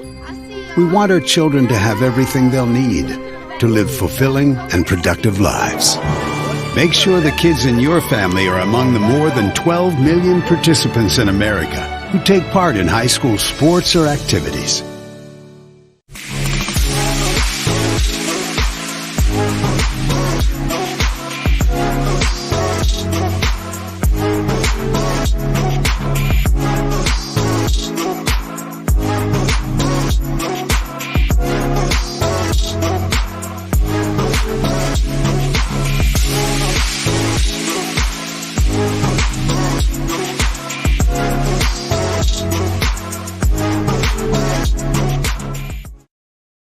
Going to college for esports feels amazing. Growing up, it's something I never thought would happen. My family never thought it would happen. And then within 2.5 years, here I am. He's actually a madman whenever it comes to playing on the sticks.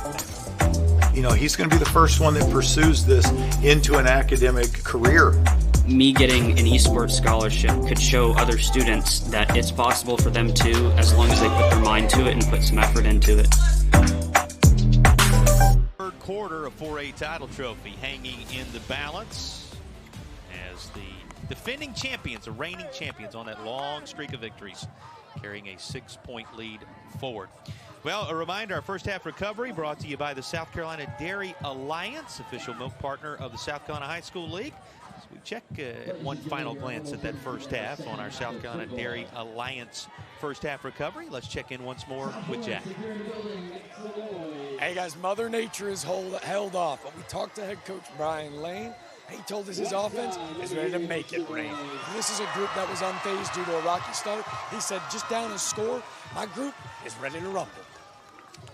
But you got to be careful, Jack. The skies do, Toby, look a little dark in the distance, but so far so good in the weather holding off to this point, and it would be a factor. It's worth underscoring one more time. It would be a factor, particularly for a Westside team that likes to spread it up and sling it around the field. Absolutely. If the weather start pouring out the sky, but a little rain does not bother you as much, but with a downpour of rain, it definitely would shift things maybe into South Florence. And this is a very nice turf field, home of the 2021 HBCU champions from a couple of years ago. And you think about all the great football that's been played here and the investments in this facility over the years. So the turf is there, as you can see, and it would take some time for that to become a major issue should the rains that are expected arrive. Here's a return, and the first touch of this half going to belong to South Florence, because remember, Westside won the toss, took the football. What do you expect to see from the Bruins on this opening drive of the half? I think you're going to see the same thing. I think that Livingston and Gordon, they're just going to run the ball, and they're just going to plug away. They're just a dynamic team. They're going to do what they've been doing all year that got them there. It's a team that in that first half, as we showed you, ran 22 plays for 211 yards. Much of it looked like this. Great work from their patented ground attack.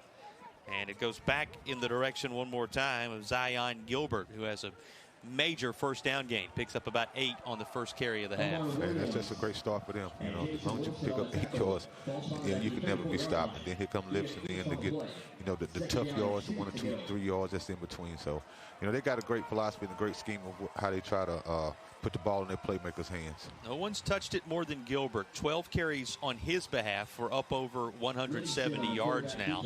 It goes right back to Livingston on this occasion. He's carried the ball now 6 times. Does have a couple of touchdowns to his credit already in this contest. Think about what a second half he provided as he picks up the Will Lou Gray Opportunity School first down here. We've seen him at the quarterback position at times today. Certainly what he has done as a part of this ground attack. He really emerged coming over from Mullins and really emerging in the second half of the season as the main threat on the ground for this crew. Yes, it's just really amazing. You see, from the start, he plays receiver also. So he has a lot of different skill sets. They put him in the backfield more because he can make that first person miss, and that's what he did on the first touchdown they scored. Now, did you say something about a receiver? Did you watch that? Fargas on the receiving end of this toss through the skies. We talked about Juan Fargas as they used him in a different role a little bit earlier in the contest, but that's just the second time today that Jackson and company have tried to do anything with something besides the ground game as you get a look at Fargas as he departs. And here is the latest snap on a second down play to Jackson. Going to go back to the familiar and give it to Zion Gilbert, but the Westside defense waiting this time around. That's true, and that's what they have to do. Just stay patient and believe what you're doing. Insert some run blitzes, maybe bring an extra safety down in the box. And, as Kirk said before, they wasn't able to block that safety, so we can bring an extra man in the box to basically make the tackle. Omar Williams, team leading 95 tackles coming into the state championship environment. A couple of fumble recoveries to his credit as well. He's right in the thick of that to force the 3rd down and 8. But the first down gains, the difference in these initial 2 sets of downs that we have seen from South Florence. So much of a key piece of the puzzle for this Bruins crew. A little bit of a different look. Turn to the Wildcat. Give it right back to Zion Gilbert again. That looks like his first down run a moment ago, but he's still going to be well shy of the first down this time around. 4th down coming. Going to be 4th and a long 3 here, but right at midfield. Hey, they're going to make a bold statement right here if they go for it on 4th, about 3 or 4. It's just show what they believe in. They believe in moving the pile and getting 3 and 4 yards a clip, and that's what they're going to attempt to do. Up 6, a missed extra point in that back-to-back-to-back scoring sequence early in the game, and then failing on the 2-point conversion. So the lead just 6 for the reigning champs. They keep the same look, and it's the result they hoped for. Livingston from the quarterback position runs over the left side, and he'll have a Will Lou Gray Opportunity School first down. What a weapon he's proven to be. Absolutely, and he just follows behind his back. He's so patient. He gets the ball in the backfield. He just moves with grace. He's just a patient runner. Cyree Livingston, one of the senior leaders on this squad, mentioned what a lift he provided after coming over, the energy he has continued to inject into this team with his timely runs on this day. Fighting forward to the 40-yard line. After the give is back off to Gilbert. The 1-2 punch, those particular backs, and there's a full stable of them, as we've talked about throughout the day. But the 1-2 punch, those two provide something special. Absolutely. You know, you get one, like I said, he's very hard. Gilbert is going to run so hard, you know, in between these tackles, and, you know, you just can't stick an arm out there. He breaks those types of tackles, and he has a little shiftiness to him, too. But Livingston is the one, when he comes in, he just provides this extra spark of, you know, a big, powerful guy who can make people miss at the line of scrimmage. End up moving Rodney Lassane over where he can become a part of the blocking unit. Guess who keeps it this time? Jackson, and he's going to move the chains, it would appear. A Will Lou Gray opportunity school first down on the run for Jackson this time. That was just great, too. You know, just put the quarterback. Now you got 11 people that you got to deal with, you know. Basically got 10 blockers in front of him, and then he don't have to hand the ball or fake anything off. He just kicks the ball. He just run basically a power zone right behind him. Got the experience of the junior and senior backs in that stable. And what a calming mechanism that is for the 10th grade quarterback, who this time gets the job done on the Bruins side of things. We'll break away, come back with more from Orangeburg in a 6-point game, early third. Everyone has a different story. I was thinking about taking a gap year after graduation, but after talking with Miss Davis, I just don't think it's for me. I want to move forward with my future. We hear you. Your future is waiting at a South Carolina technical college. With great brands at the best prices at Academy Sports and Outdoors, you'll always find more fun. More of this, and more of this, and this. So you can do more of that, and that, and definitely some of that. While getting together for more of that, and that. Yes! Have more fun with great brands at the best prices, only at Academy Sports and Outdoors.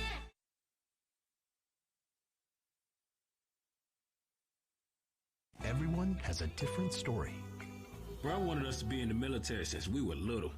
It's been good for him, but it's not for me. I need options. We hear you. Your future is waiting at a South Carolina technical college. Westside Rams down 6, early stages of the third quarter. As you get a look at the head man there in Anderson County. 16 years as a head coach, first year at Westside. Brought Woodruff here in 2011 as a head coach. Was a part of those Burns runs back there when the Rebels were making their mark on South Carolina football. And, of course, you think about all the way back in 2007 when his first head coaching job was where? South Florence at the helm of this Bruins program, and now the journey taking Coach Lane to Westside. His team trying to find a way to stop this continual ground attack. But Will Lou Gray first downs being rolled up in succession here, this time with another give to Zion Gilbert. Maybe that's what you're going to see. You know, they love that power game and that straight this zone that's giving off. And like I said, he's a very powerful back with some vision. So it's just hard to bring him down. You know, this has been their philosophy all year. Just hand the ball off to him and then just move the pile. Automax Red Zone again, largest independent car dealer for used cars in South Carolina. 843auto.com, where you can find out more about the Automax Red Zone. Second down coming. You know, talked about the young quarterback a moment ago. Jackson picking up one of those first downs. You have a young quarterback because obviously Lenora Sellers and company completing that 2022 run before he started the next chapter of his tremendous career at the University of South Carolina. And this is a team that has battled through the loss of some of the key pieces. They lost running back Roderick McCray to injury in August. In the opener against Goose Creek, we documented Lenoris' younger brother, the receiver Jaden Sellers, who they are without after the injury earlier in the year, lost in September in a battle against Hartsville. Yet Drew Marlowe and his staff have continued to just provide time and time again the right pieces at the right place at the right time. They find themselves up here in the fourth one more time. One of those key pieces has been Livingston, but, you know, both teams showing their physicality throughout this one and a big third down coming. Yes, it is. It's a big third down situation right here. If Westside can stop him and hold him within 2 or 3 yards, that's going to be a long 6 or 7 yards to get down. But you know the ball is coming between 1 and 2, so it's probably going to be Livingston keeping the ball, and that's exactly what he does. Livingston running behind his blockers to the right side. He is still up inside the 5-yard line. A fresh set as a 1st and goal is secured on the latest of the key runs for Cyree Livingston. Now this is a drive that's a South Florence Bruin drive. This is what Coach was talking about as far as not hurrying up, getting to the line of scrimmage, and keeping the ball away from Westside. And he's basically putting his head. He's going to go for it on 4th down. So he's going to get 4 down to get 10 yards. He believes with his offensive lineman that he have and the backs that he have, he can get those amount of yards. Right according to plan, and a familiar set, a familiar look, and a familiar outcome. Another touchdown run for Livingston as he takes it in behind those blockers and finds a little more breathing room suddenly on the scoreboard for the Bruins of South Florence. I think this was the game plan that Coach wanted. Basically coming out of halftime was to take the ball and just go slow and keep it out. And he was a little frustrated about the 2-point conversion lineup last time, so we're going to look and see what they're going to do right now. Boy, that's a short yardage package that has been so kind to this Bruins offense. Yes, it has. It's been kind to them all year long, but you just never know who's going to keep the ball. Right now Livingston is the only one back there, so probably 90% chance that he's going to keep the ball. Another 2-point try and stacked up again. So Westside having risen tall on a couple of tries to go for 2. Wilson among others there to help provide the stop, and they come off to celebrate the failure of the 2-point conversion, but the ultimate outcome of the drive a little larger, the lead for the Bruins. I am glad I'm here because it's really helping me. I have a lot of things I want to do. I like being in charge of others. My confidence really built up to being here. This place has showed me it's not good to run from your education. It's a really great place. You got people here that are willing to help you. It's something that's going to get you through every day. It's just something you have to have. And they're making it possible for me because if I wasn't here, I would not be in high school.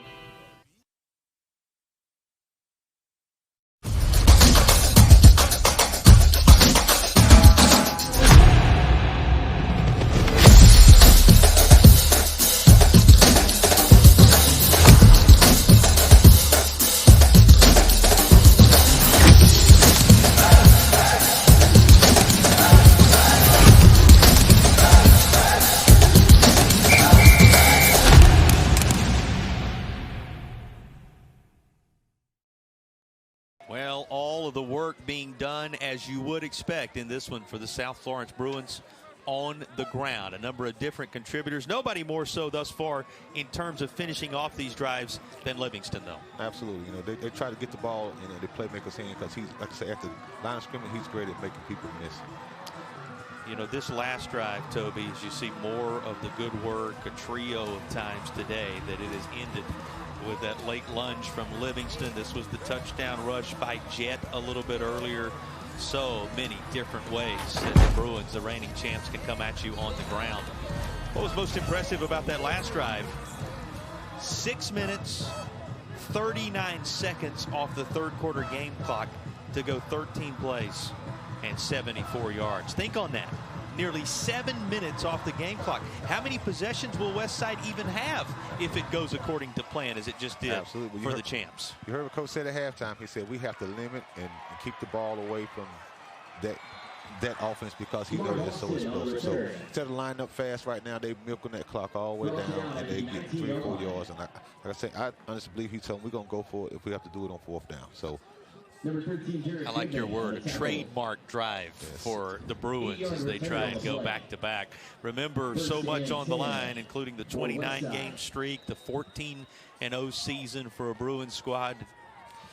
Raised itself to the standard bearers spot in the championship round at Benedict College a year ago, trying to win one in Orangeburg as well, make it back-to-back seasons.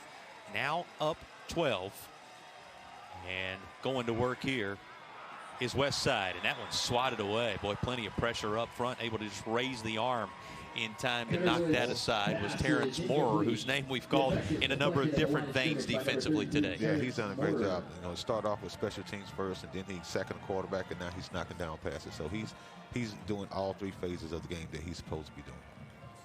Now, so much talk about the ground game today. What can you say about this defensive effort we've seen from the Bruins thus far? Oh, I just really love it. You know, they delaying some. They put blitzes. They coming straight up the gut. And that's one thing you have to do as a quarterback. You know, you don't want that pressure coming straight up, you know what I'm saying, up the gut. And that's what they've been able to do. They're applying pressure and coming straight after make you get rid of the ball. Toss underneath. This one going to be connected on as they get it back to Richardson, who has been a factor in this contest as well. Richardson for 7 or so. Third down is coming. Looks like they're going to spot this as a long 3, almost to 4 yards here. Still needed according to the spot. They got to get to the 29-yard line to move the chains here on third down. And you probably look for something, you know, a quick out, something at the bottom. They've been given a lot of room at the bottom because they're worried about his speed running past them. So if you see this corner bell, look for something quick, or look for maybe a back peeling to one side or the other. Westside 3 of 5 on third downs in the football game. Good on those conversions thus far. Woods trying to escape some trouble.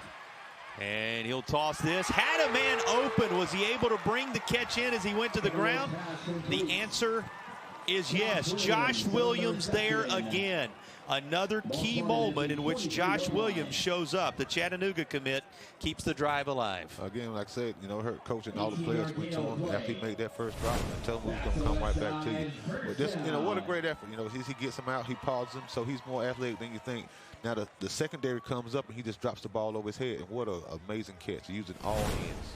Well, you can see why he's going to be playing on Saturdays for the Mocs of Chattanooga, committed to that group in the Southern Conference. And dancing out of trouble initially is Richardson. He's up near the marker. They're going to give him his progress all the way across the 50 and into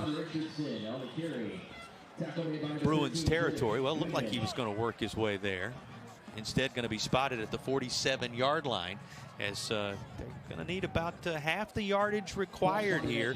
What's happening as well, Toby, that catches your attention when you think about that long drive that the Bruins just went on, is the clock just continues to wind. 3.5 minutes to play in the third. Yes, you know, the thing about it, you know, Coach Lane is smart. He said, we're not going to try to force something because the clock say, you know, 3 minutes. It's not 3 minutes left in the game. It's 3 minutes left in just this quarter. So we're going to have to create a stop or get a turnover or something anyway, you know what I'm saying, for us to keep getting back in it. So we're just going to do what we do best and give what they take us. That is the conversation on the west side sideline at this moment. What they take right now is a Richardson run. He's still up and into Bruins territory for sure this time, down around the 36-yard line. Take us inside as they move the chains on the Will Lou Gray Opportunity School first down. Take us inside the thought process on the other side right now. What's the conversation like for the Bruins? The conversation for the Bruins is don't give up any big plays quick. So they're going to keep coming down the field and keep 3, 4, 5 yards, 6 yards. Just don't give up the big play. You know, they don't want to give up a long touchdown because then the clock can work for them. So they want the clock to work against them. Their terminology is just keep things where they are as they try and chase down Cutter Woods. Flags come in here. That's another thing you notice about this contest today. It has not been marked by, again, we always have to be careful what we say, right? But has not been marked by a number of flags that you maybe see this time of year in a state championship environment with so much on the line. Both these teams have handled the moment pretty well. Absolutely. You know, and like I say, those type of penalties, and you get a holding penalty, something penalties. We don't want to see the personal fouls and unsportsmanlike conduct penalties. So this game has been played clean. I've seen numerous times, you know, people on both teams helping each other, and that's a great feeling. This holding call. Previous spot. Still first down. Going to back the Rams up just a bit, and they're going to have a mile to go now. Going to need the 26-yard line of the Bruins to move the chains. But, you know, only prior to that call, 5 total penalties between the two teams as we work our way into the final stages of the third quarter. Speaks to the disciplined nature of both these programs. Absolutely, you know, and the players too. You know, the coaches can teach it, but it's just discipline from these players to be like, hey, you know, we're just going to play within the rules and play, you know, football how it's supposed to be played. And it's just been a fantastic game. Yeah, fun to watch, that's for sure. Here is Woods. He's going to tuck this, and he's out of bounds at the 43-yard line. So still a ways to go on second down from behind the sticks that is coming. Cutter Woods in this one thus far, 9 of 17, 167 yards. His longest of 58. And it may surprise you to know that this is a group still looking for what would be an initial, how about this, think about it, receiving touchdown in the contest. Everything having been done on the ground for both these teams when it comes to scoring. And that's a little bit surprising when you consider 270 passing, 212 rushing, how the 482 yards on average per game break down for Westside across the course of the year. And, like I said, it's truly amazing. But like I said again, Westside, they're the type that they don't really care how they score. They just want to score, and that's what's been happening. Get close to this goal line situation. They're starting to bracket these receivers and do different things, so we just take the run game. Going to have to cap this drive with something, that's for sure, it would seem, for Westside as we close in on the final 2 minutes of the third quarter. And third down from the 40-yard line. And one more reminder, in order to pick up another Will Lou Gray Opportunity School first down, the 26-yard line will be needed for Westside. And the Rams going to go ahead and take the timeout with 1:58 to play in the third to talk it over. Yeah, it's going to be a crucial timeout. I don't think he's thinking about getting the whole round, but if he can get 10 or 12 of these yards, could put in a situation where we're at the 30, not kicking a field goal. So we're looking at, we have to get something positive, 6 or 7, 8 yards, so we can go for it on fourth down. So he may be looking at calling 2 plays, maybe in the huddle, or line up real quick, doing a go for see if you're going to do something, then check with me. Speaks volumes about the weight Westside is putting on this particular play and this particular set of downs, because down a couple of scores on the scoreboard, timeout's precious the rest of the way. They go ahead and burn one, really elevating the importance of this drive. Absolutely, saying, hey, right now, fellas, we're behind the sticks, but we can get some of these yards back and get prepared on fourth down to get lined up in a certain situation, and then it's probably going to be a check with me type play, looking to see what the defense give you, then check with the quarterback, and he'll call it. Can they dial up the Safe Federal Credit Union play of the game? Have we seen the Safe Federal Credit Union play of the game just yet? We'll have it for you before the conclusion of the 4A title game. Third down and 14. And a deep shot. Looking toward the end zone for a connection with Tank Boston, but it has got too much air underneath it and incomplete. You saw Cutter Wood's reaction there. He felt like there was a different understanding of the route to where he threw the football. Absolutely. He thought the receiver was coming back, on the deep post, but most time you teach a quarterback, the receiver sets the stem. So if the receiver don't win and he's come inside, you have to throw it inside. If he's going shallow, you throw it shallow. The receiver sets the stem. He can't run shallow and you throw it up top. That's a bad communication. A couple of key deep shots in this one today. They've gone Williams' direction to that vein at one time or another. Tried to connect with Boston here. Woods rushing out there to throw it past the marker. And if this is caught, and it looks like every indication is it will be ruled a catch, that's going to be enough, it would appear, at first glance. Now, this is so close with the spot that they may very well have to measure, but it is very close to a first down. How about this gutsy fourth down play? That's just great. You see how Cutter was supposed to roll outside, but, being a smart quarterback, if they take him to outside, he just cut back up in between the tackles and just delivered a strike. Hit the senior Jay McClintock. And we will see if this connection with Jay McClintock was enough. As they bring the chains out, let's check in with Jack. Guys, I'm down here, and it is going to be really close. I'm sitting right on it, and it's going to be by a nose, and it's short. Simply by a link or two of the chain.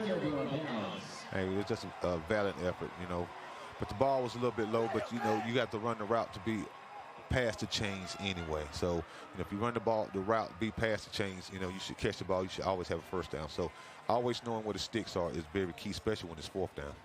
Ends up being the possession for Westside on this occasion. Bruins take over just as it began to appear as if Westside had some momentum trying to claw back a couple of scores down. And now what has to be in the back of the minds of fans on both sides of this 4A battle, just how long that most recent drive was for this team that does so much good work on the ground. You see how it is shaken out today. But again, a near 7-minute drive to open the half. The last time the Bruins had the football.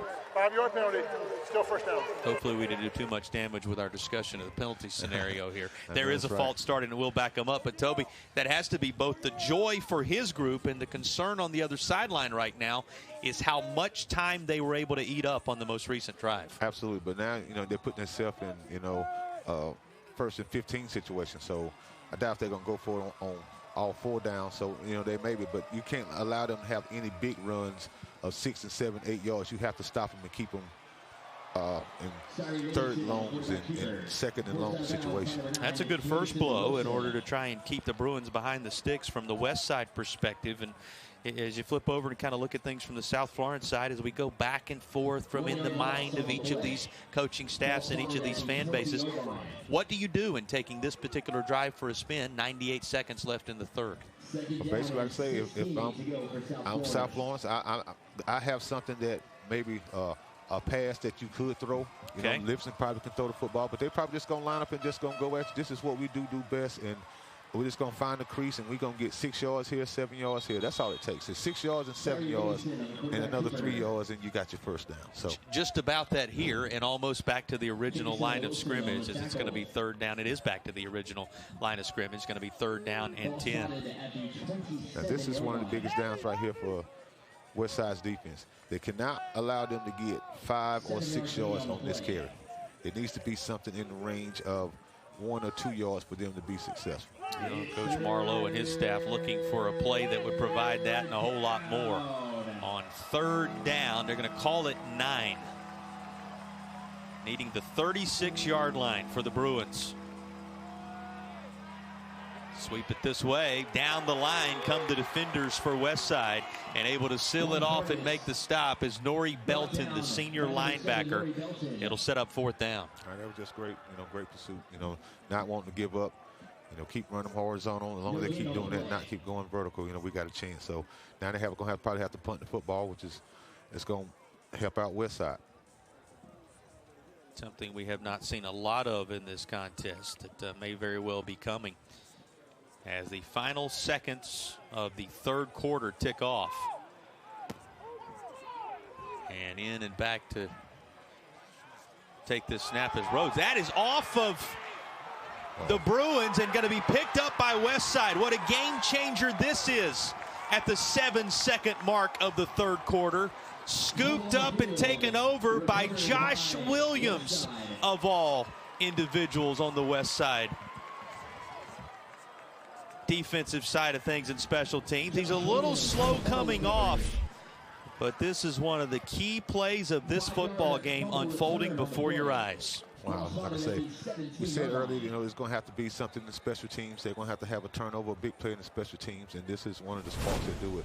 But hopefully they didn't lose one of their, good players, lucky he's holding his ankle, so hopefully he'll be able to come back in the game.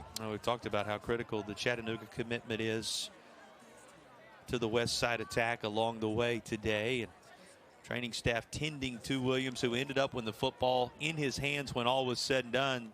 And there it is again, Toby. You talk so much about special teams, that third aspect of the game of football, and it rears its head again here in the final stages of the third quarter. Yes, and there's going to have to be something special, on both sides, either on South Florence or Westside to really change the game, to either put the game out of hand or help a team get back into it. And Westside right now has the upper hand as far as getting that turnover, so hopefully they maybe can score and make this game closer. To a tale of two separate drives for the defending champs. Standing right by as Williams was being tended to was Jack. Jack? It looks like it's going to be a cramp to the lower calf of Williams. He's coming. Right. Appreciate it, Jack. Thanks for the information. You hope he'll be able to continue at some point. This is Richardson. That's the one thing, no matter what side you're on, what colors you're wearing, you want to see all these players at their best when it matters most as they battle it out for a championship. Makes it remarkable what these teams have done, what they have overcome, the pieces they put together to get here. And now it comes down to 1 quarter of football for a 4A championship. Defending champs leading it by 12. Heading to the fourth. When I was growing up, I was taught, if you make a promise, you keep it. And for 45 years, that's what we've been doing at A&I Fire and Water Restoration. From Wilmington to Florence, from Myrtle Beach to Charleston. When disaster has struck, we've made promises to tens of thousands of families to turn their houses to homes again. We take pride in keeping our promises. It's what we do, it's who we are. A&I Fire and Water Restoration. I'm a firefighter. I was inside of a structure fire and I had a partial collapse. The roof came down on me, could knock me to my knees, and ended up getting drug out. Stewart Law Offices was able to get me the help I needed to be able to get back to work. They fought for me. They helped me with every step of the way. If I had a question, I could call them at any time. They called me with updates all the time. If you've been hurt and need help, you should call Stewart Law Offices.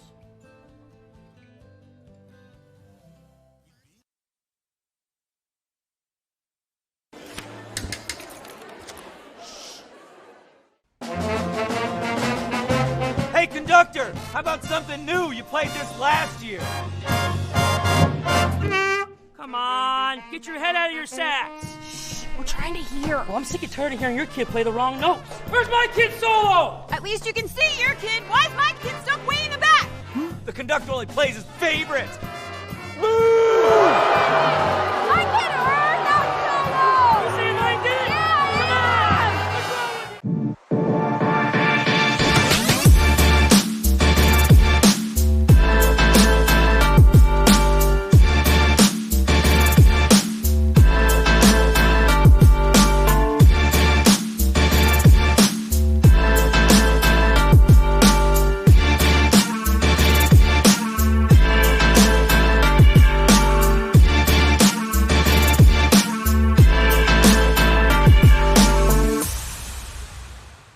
In the Palmetto State, 32-20 the score as the Bruins, coming off a title at Benedict in the state capitol a year ago, look to build upon a winning streak, run it to 30, make it back-to-back titles. You see the first-year head coach of the Westside Rams there on your screen, his team with the football after the turnover, trying to win a first state title since 1969, in the title game for the first time since 87, the late 80s. And they'll give it off to Richardson, who's had a good day on the ground already. Touchdown to his credit earlier in the contest. But he is chased by that pesky and stingy South Florence defense. And working from behind the sticks again will be the order of the moment for the Westside Rams. Yes, it is. You know, this is not a place that you want to be, but this is something that they can do. You know, they've proven all day long that they can do it. So it's not where you want to be, but still, this is what you have to deal with. So, you know, they've been making great throws, you know, pretty much all day long. So we're just going to see what happens here. Ari Adams and company, top recruit in the upcoming 2025 class. We look to the future, what this defense has done all day long. This time it's in the secondary that the arrival is timely, but a flag does come in just as Quincy Rhodes gets there. Boy, he's been timely throughout the day. We go back to a couple of deep shots early on, which Rhodes and Rose and the like have been so solid in the secondary. This time around, a key flag going to be sorted out by our officials here on what was a 3rd and long.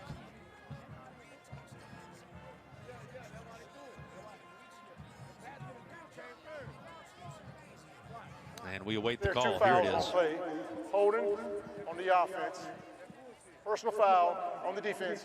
Those penalties offset when you play 3rd down. Oh, there you go. In the end, it is offsetting penalties, and we retreat to 3rd down here between these two teams.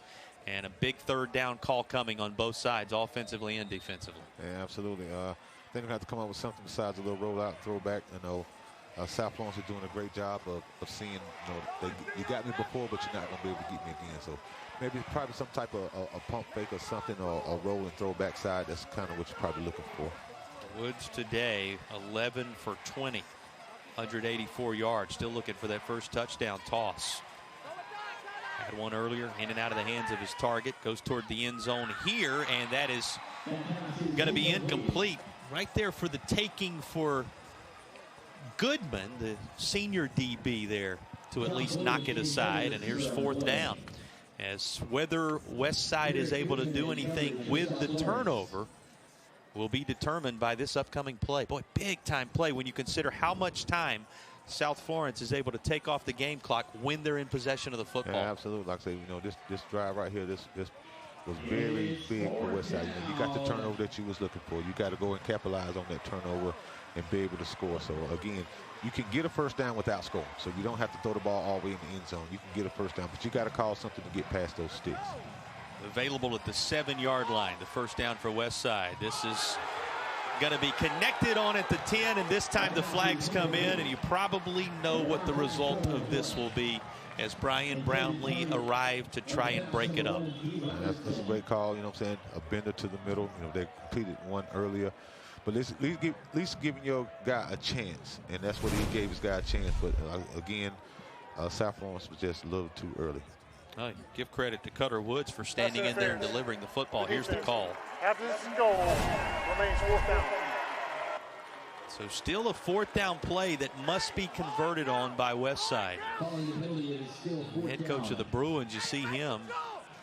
And there's a look at the head coach of the Rams as the meeting of the minds comes together one more time on this 4th down. They both know that the tone-setting drive of the second half was of the 7-minute variety for the Bruins. Say that only to say, makes this 4th down critical as a team down a couple of scores needs something for sure here. It's going to be caught, bending forward inside the 5-yard line for a first down after the catch is DeMarco Evans, known for his work on the ground. 1,200 yards rushing, 19 rushing touchdowns. They turn to him through the skies when it matters most, and he completes the conversion. Absolutely. You got to put some of your best players on the field. So if you're not putting him in the backfield and use him in the backfield, why not use him as a threat outlet receiver? 1st and goal for Westside, trying to make that turnover count. Ball on the ground, trying to avoid one of their own, and it's covered up by Cutter Woods, who will now work from back at the 15-yard line, but that could have been much further disaster for Westside. Absolutely, but he was able to maintain, but again, Mr. Moore was on him again. Terrence Moore has had a tremendous game for South Florence, and it just shows that he does not quit. 3 or 4 times now, it's looked like there was every opportunity for this drive to come to a halt, and somehow it remains alive for Westside. You think about that fumble, you think about the almost pick, you think about the 4th down opportunity. Somehow Westside has willed this drive forward, and now they need 15 yards to pay dirt in a goal scenario on 2nd down. Just inside the 15 to be specific. Looking for the end zone. And there's Josh Williams. This time he does bring in the catch for the Rush's touchdown. The Chattanooga commit who has battled through today and been there in timely moments for Westside has worked through injury. And though he limps off the field on this occasion, he does so after pulling his team a little closer. How about the senior leader with the touchdown catch? And that's the first passing touchdown for Woods in the game. Like I say, it's just a thing about him, showing that his trust and how much they have in him for him to drop one early, then come back, because we're coming back to you. So that's great. You knew another one was going to come around, and he was ready to embrace the moment. Familiar connection, Cutter Woods to Josh Williams, a ball game in the 4th. Healthy on the outside doesn't mean much if vaping has weakened you from the inside, because the chemicals in vapes don't just leave you short of breath. They damage your lungs on a cellular level, leaving even the fittest among us weak and vulnerable to viruses. So what starts as a vapor's cough can easily turn into pneumonia or something worse. Is vaping sabotaging you? Get the facts at BehindTheHaze.com.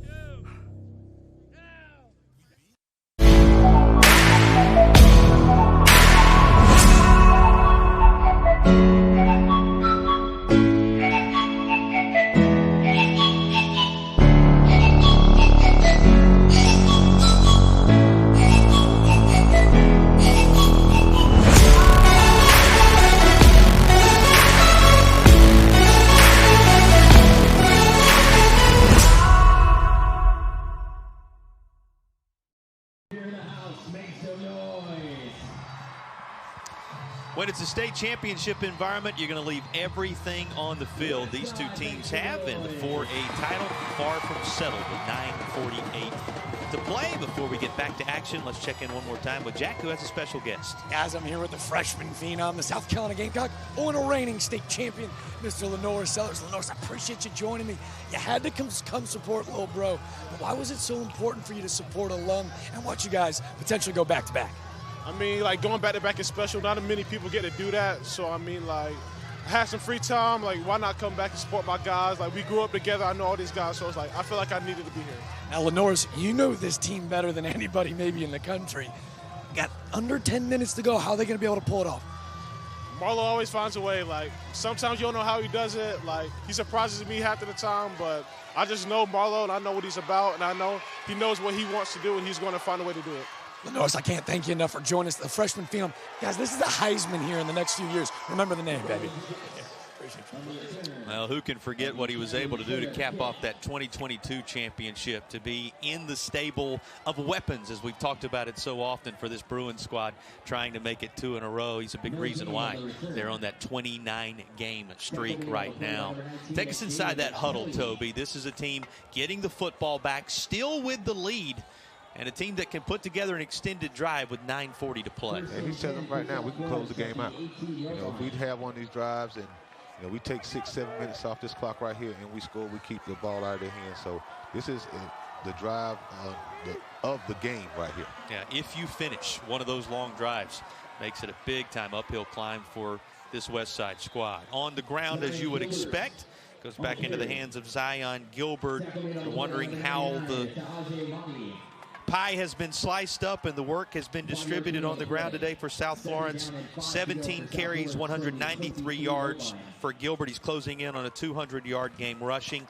The 1 touchdown, 3 touchdowns for Livingston. He's spent some time at QB and in the backfield in a more traditional role as a rusher. 10 carries, 55 yards. Raleigh Jett has a rushing touchdown off of 3 carries and 24 yards. So it's really been the work of that trio making the difference on the ground in this one.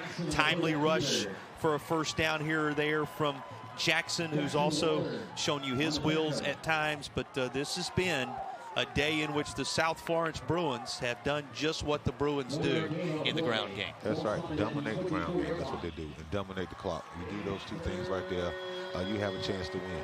Ball possession scenario and a key 3rd down in front of these 2 hopefuls. Hey, this is big right here. You know, Westside got a bow their neck.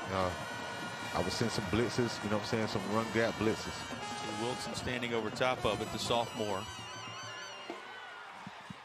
Going to come out near side. The guy who has been the catalyst in the second half of the season for this squad, Livingston, given the football one more time, and you can move the chains. That is a key first down to extend this drive. A doctor's implants first down, as the equipment's got to be tended to for Livingston, who's done a little bit of everything for the champs today. Well, you can just see his patience. You know, that's why one reason they put him back there at quarterback and just put the ball in his hand. You know, he just basically had patience. They had to run shut down, basically, but he just hid behind the lineman, then a quick burst, you know what I'm saying? He was off and running for a first down. The reigning champions on the march with the lead in the 4th quarter, trying to stay the champs. And another rush for Livingston, good for a handful on the first down carry. On the other side, you've got a Westside squad and a Region 1 4A in the upstate. Anderson County celebrating their arrival here in the state championship environment. PD region, upstate colliding. Side team looking for a first title since 1969 and a first appearance since 1987. Those are the worlds colliding in this 4th quarter. And a 2nd down, 7 coming. And you know every bit of that to be put to use from here on out by the Bruins. Expect Gilbert right now touching this football. Turns, hands right to Gilbert. And he's good for another couple. So 3rd down and about 5. 3rd downs today. South Florence is 4 of 7. 3rd downs already making their presence known on this key drive. Absolutely. Like I say, this is coming down to the wire. This is what we expected. This is what the fans expected. You know, the people expected. It's very impressive to see how hard these young men have fought today. Well, and not missing a single detail. You see the conversation taking place between the reigning state championship coach Drew Marlowe and the officials ahead of this third down play. Westside able to provide contact, and they may have been able to stop the ball carrier just short of the sticks, as it was back in the hands of Livingston one more time. Looks like 4th down and 1 from the 42-yard line. I think that's what they wanted. They wanted to run the ball to get, 4th and 1, take more time off the clock. And they're basically going to put the ball in Livingston's hand. It's like a short yard situation, and they just trust him, been trusting him all year. And he's just been special enough to make that first guy miss or at least ball forward to get a first down. And they spot this, a long one. We'll call it 2 on 4th down that will be needed. The team known for its ability to pick up a couple every time they touch the football. Looking at the 4th down options in front of them here after taking the clock all the way down to 5:43 to play. Drew Marlowe calls his troops over. On the verge, perhaps, of a second straight title. We'll see what happens after the break.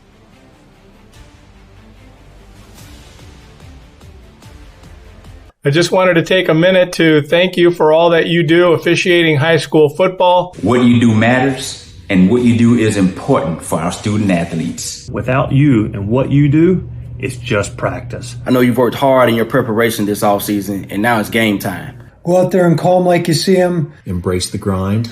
And the biggest thing of all is to have fun. Please, stay safe, have a great season, and we'll all be watching.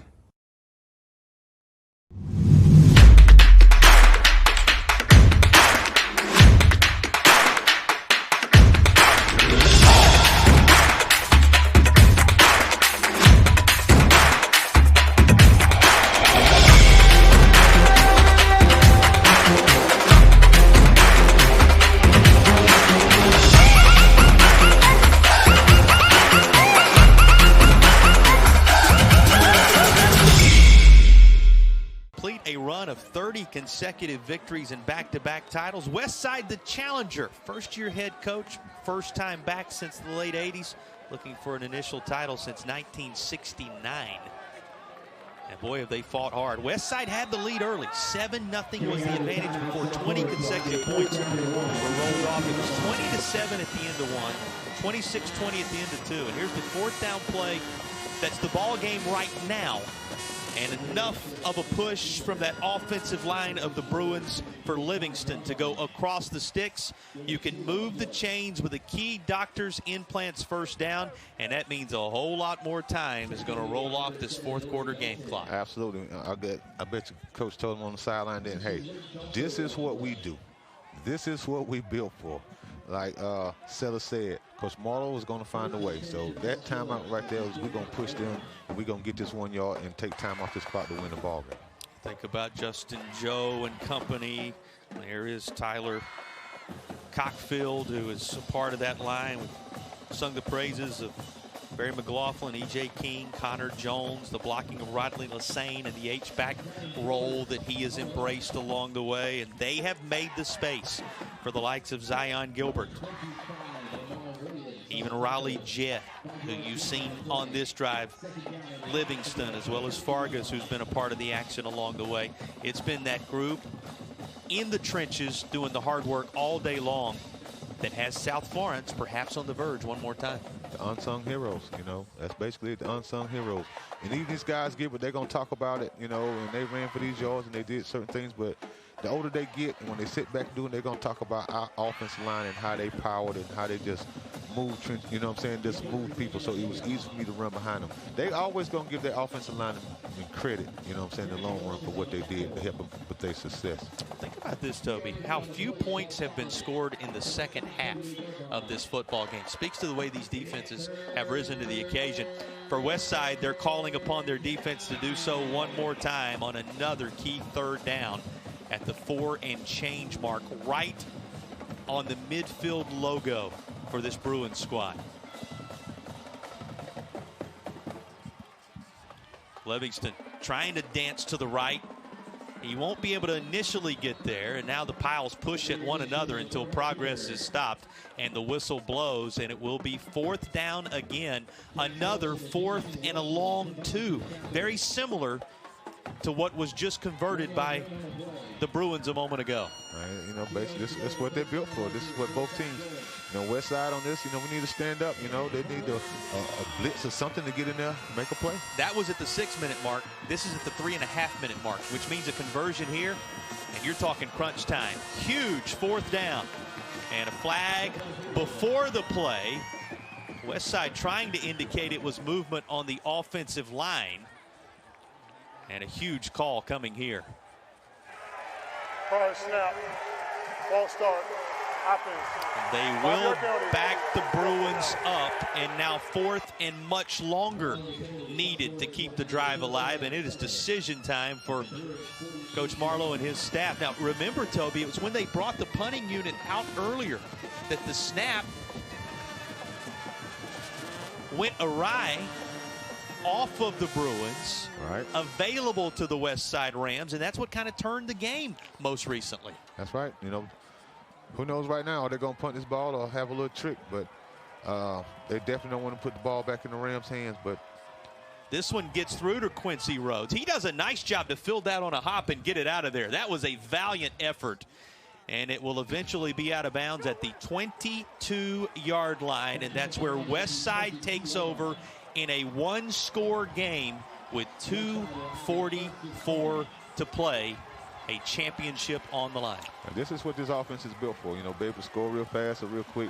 You know, 2 minutes is not extremely fast, but you just can milk the clock down the field. You don't have to be rushing to do a lot of things. But this is what it comes down to. You know what I'm saying?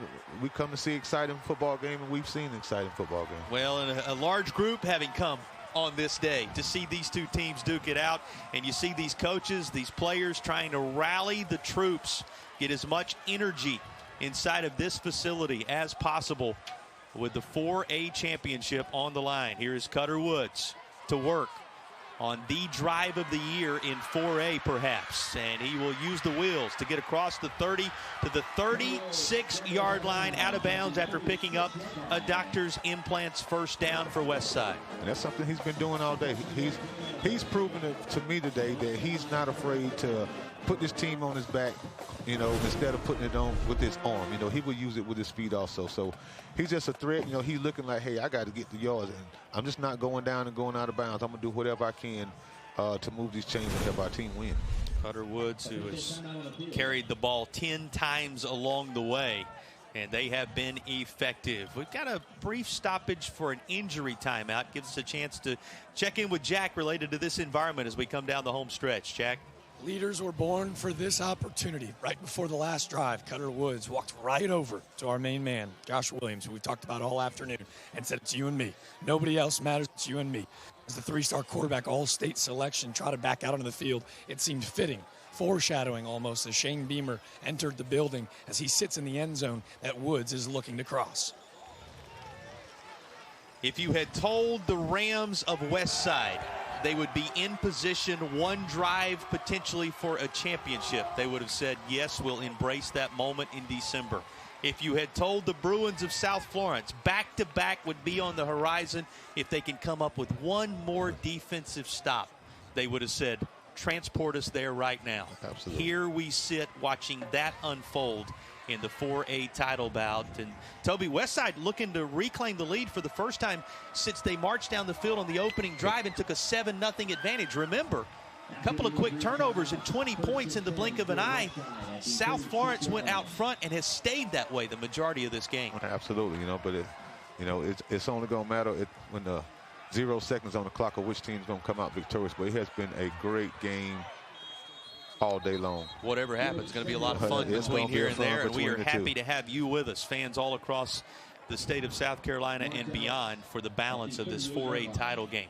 2:28 on the game clock, and as I ask you often, take us inside both huddles right now with 2:28 to go and the game truly hanging in the balance. Basically, like Brian, you're playing them at your own mercy with 2:44, 2:28. That's a lot of time, you know what I'm saying, basically to play. So, you're able to take shots and do down the field. On defense, you have to get pressure. You got to push him off his spots, and seem like he's been running for the last 2 times. But, it's either that or a pick. Yeah, turnover right now could prove the dagger if the Bruins can come up with it. Sitting down underneath out in the flat, Tank Boston makes the catch. He's headed to NC State. His future is in the ACC. The NC State commit trying to work with Cutter Woods, who has a number of D1 offers of his own, to make their mark on the preps rank one more time in the case of Tank Boston here, who has the catch to get it up across the 40, but third down coming for Westside. So many of these players on both sides that you're going to see making their mark on college football in their futures, but wanting to put together a lifetime memory that from generation to generation will never fade in these communities. Absolutely. In the high school ranks on this memorable December afternoon. Third down toss, caught again, and Boston is out of bounds. This is going to be right at the 45, which means fourth down and 1 will be required of Westside with 2:19 to play. Yes, it's going to be an interesting call here. You know, you can put Cutter back there and maybe throw something quick again, or he can definitely use his feet like he's been doing also. But he only needs 1 yard to get it. So he's probably telling them to just hold up a little bit line, and you know, if blitz comes to the middle or something quick, I'll be able to get 1 yard. Well, a couple of different times on this drive, he has scampered already. And timeout is going to be taken ahead of this fourth down play, which may very well be the 4A championship at the 2:19 mark. Yes, it's just interesting when it comes to 4th and 1. We know we used to teams just throwing the ball all around and doing, you know, certain things. It's coming down to 4th and 1. What decision do you make? Yeah, that 10-yard fight showing you just how much a game of inches this is. And you can speak to it because you've been there and experienced that. This moment as a high school athlete representing your community with a chance to take home championship glory, it's something that sticks with you, not just for a lifetime, but for generations to come. Absolutely. You know, when you get this far, you don't want to go back and be like, oh man, we lost because we couldn't get 1 yard, you know what I'm saying, and different thing like that. Or defense, yeah, we stopped them from getting 1 yard. So it's going to be something, you know what I'm saying, for years for you to come down to. It's not 4th and 10, it's not 4th and something. It's what do you have that can get 1 yard. For those of you just finding us, reigning champs South Florence trying to stop this drive for a Westside team looking to surge back out front for the first time since the opening drive of the game. And it's down to this 4th and 1. Mixing things up. Westside. A little bit of trouble with the snap. This is going to be thrown, and it is caught. Somehow able to come down with the football when all is said and done is Jay McClintock, whose catches have been limited in number in this game today, but massive in their impact. And he brings home the 4th down conversion. And boy, you got to say, the tenacity, the calm, the confidence of DeMarco Evans to pick up the hop and somehow deliver it on target, just as impressive. Yes, I mean, you know, he's calm, cool, and collected. You know, he stayed that way. He knew the play was going to work, so he just stayed with it and was able to just to deliver. Now Woods is going to work out of bounds, and there will be more tacked on to the end of this as he is hit working his way across the sideline with 1:43 to play. Not something you want to see. That's tough, the impact it will have on this drive and this football game. Watch the scamper from Cutter Woods. Yes, he's been doing a great job. But see, he's giving himself up. He slowed down. He's giving himself up. There's no need to even put your hands on him. Well, and perhaps trying to turn away there in the end as you get a look at this.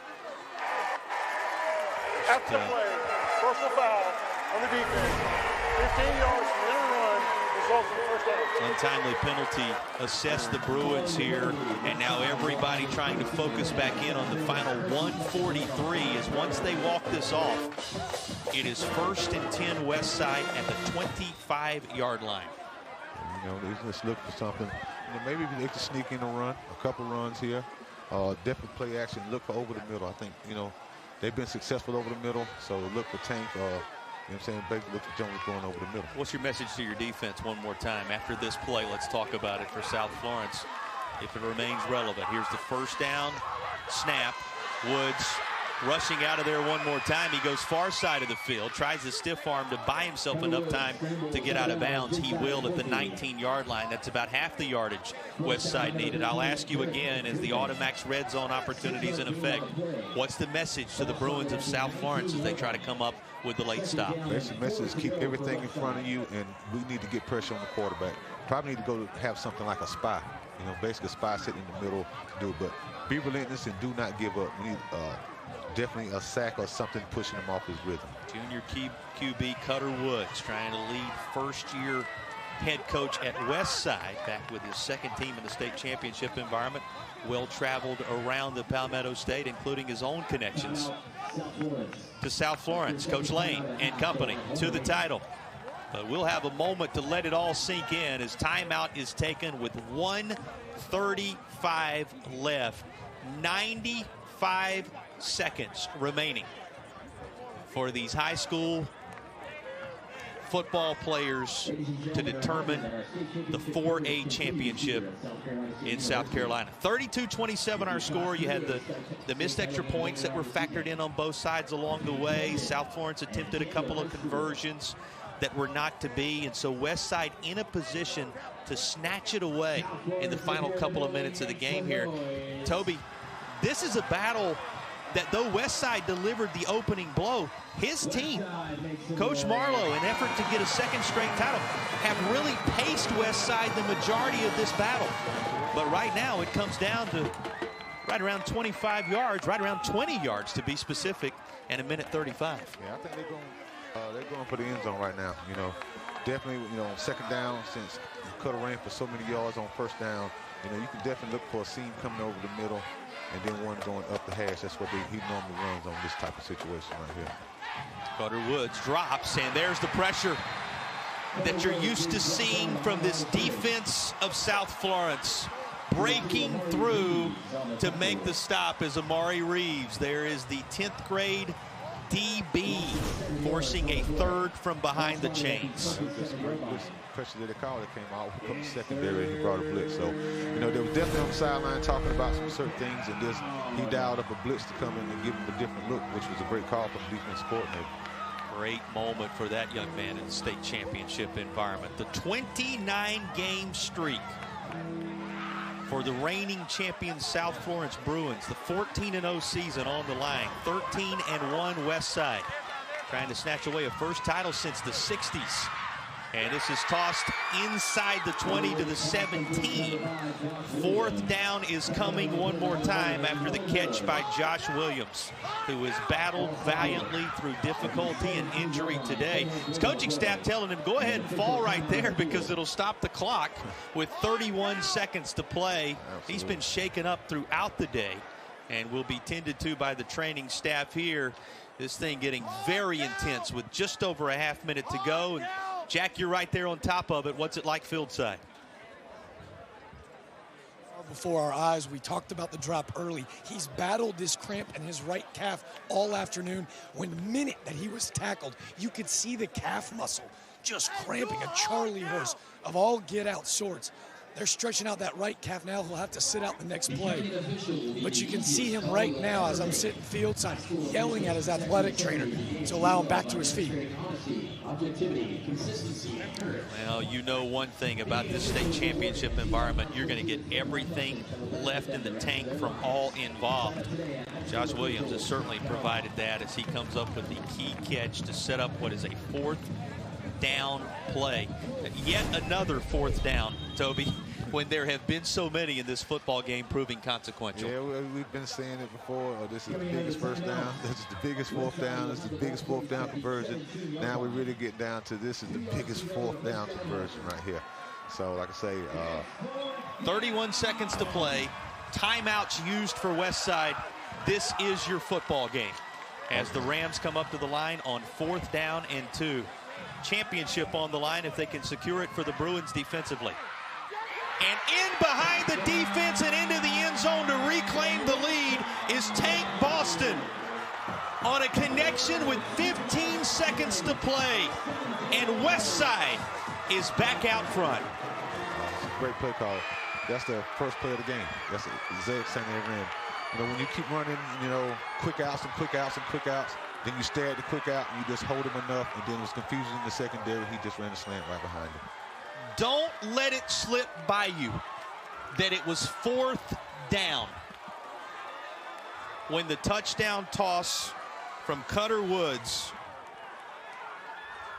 to Jamar Boston was connected on to give Westside its first lead since the early stages of this contest. A 34-32 advantage for the crew out of Anderson County, trying to celebrate a first state championship since 1969. In this environment for the first time since 1987, doing it under the direction of a first-year head coach. Westside claims the reins with 15 seconds to play. I mean, it's just amazing. This type of game we talked about, you know, it's going to come down to the wire. You know, this is what people paid their money for. This is what they drove here for. But, you know, it's been great sportsmanship. You know, we just had the best seat in the house to look at, but we knew it was going to come down to it. And Coach Marlowe knew it was going to come down to it also. Boston played only half the year with a hand injury.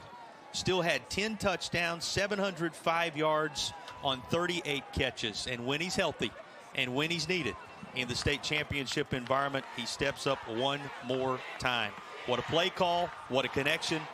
And 15 seconds now left for the reigning champions to respond and prevent Westside from turning this into a long-awaited title for the crew from the electric area of the upstate of South Carolina, and it has suddenly become electric on the designated home side here in the state championship environment. You can see it all over Coach Drew Marlowe's face. They know the joy of that moment, just experiencing it a year ago and knowing, though time is short, there's going to be one more crack at it here, and we'll see what they dial up in response with 13 seconds to play and the ball ever so slightly on the west side of the 50. Well, we're going to see. You know, South Florence hasn't thrown the ball but 2 times all day, so you know, hopefully they got something special, anything, you know, and just give them a chance, you know, let the ball go down the field, because it's going to be very hard to thinking that you can run the ball,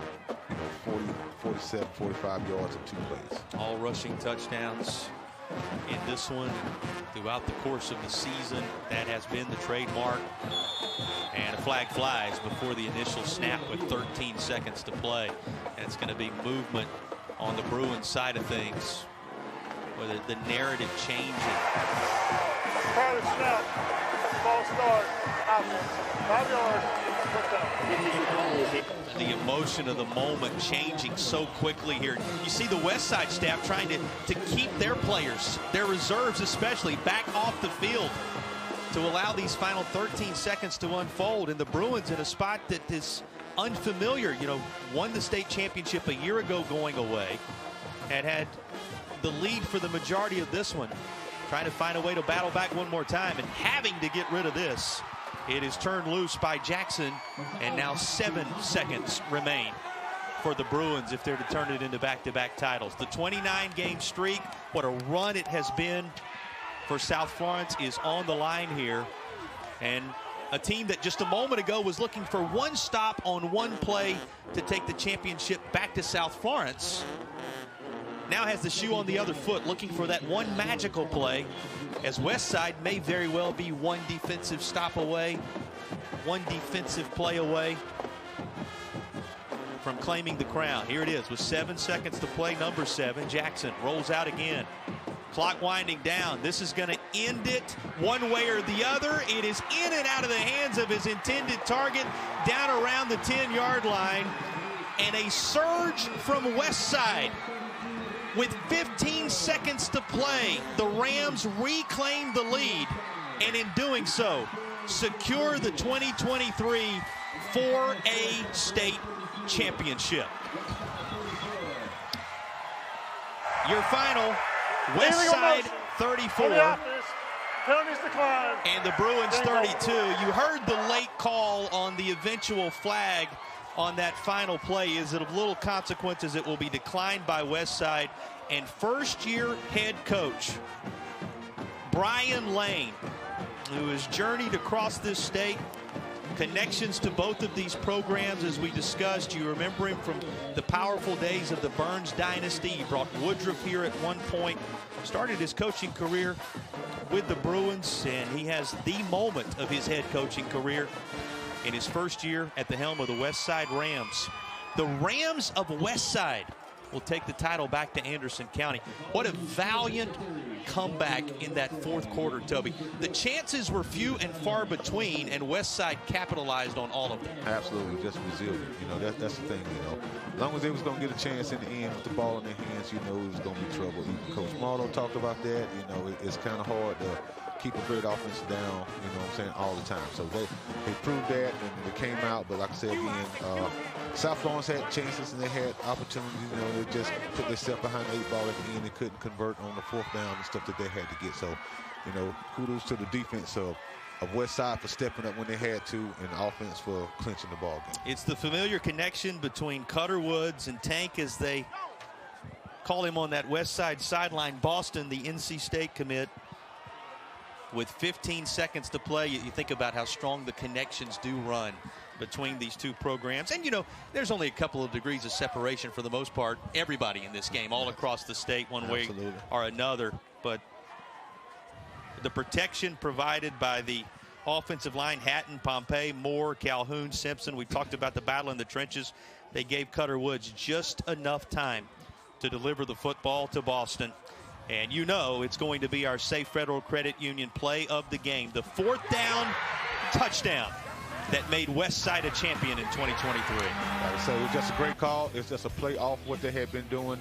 They kept running fades and quick outs, you know, to get in the first down. So they figured they was going to do the same thing. They set them up. They looked at throwing it out and then just hit the slant right behind it. The 4th down conversion's one thing. A touchdown on the 4th down conversion the other. You add it all up, it results in a Westside championship. And now standing by with Jack is Coach Lane. Hey guys, I'm here with Coach Lane. He just got the ice bath of the century. Your first season here at Westside. How was your group? So much resiliency, so much adversity early on in this game. How were y'all able to get it done this afternoon? Well, it's just proof. I've been talking about my guys all year about we've been flying under the radar, and I love Muhammad Ali, and it ain't nothing but all we trying to do is we just got to make them say our name.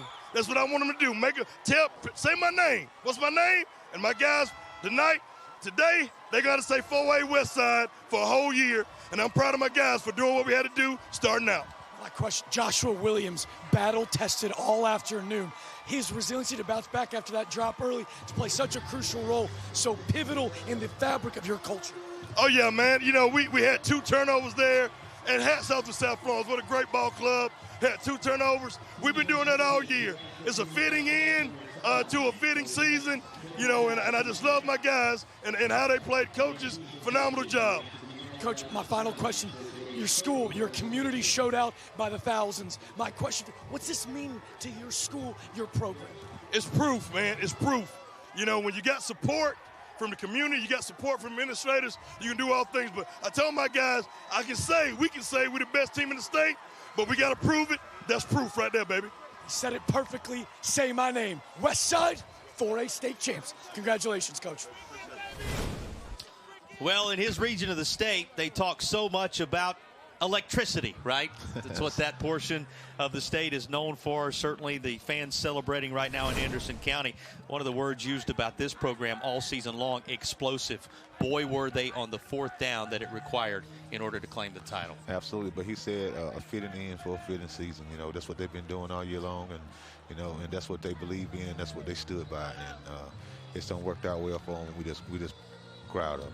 Well, what a couple hours and a half trip it's going to be back home for Westside, as they will be carrying home a state championship trophy for the first time since 1969, here for the first time since '87, and making it count in the state championship environment. We'll be back to wrap it on the other side. 34-32, the final in this thriller.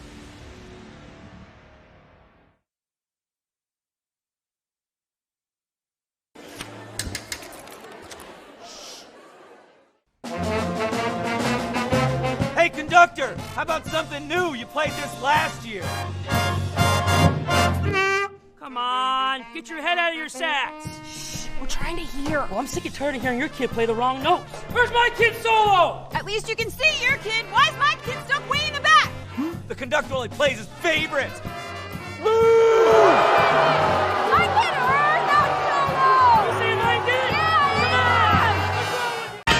What rhymes with great?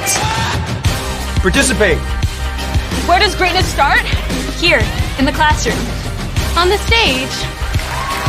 In the pool. On the field. Where will your greatness take you? To better grades. To more friends. Yeah! Be great. Participate!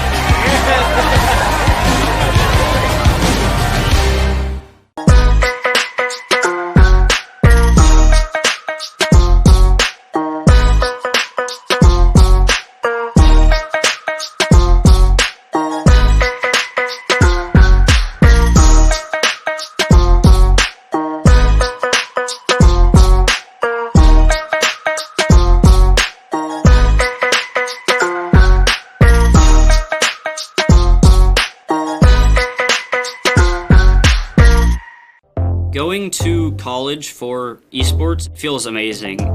Growing up, it's something I never thought would happen. My family never thought it would happen. And then within 2.5 years, here I am.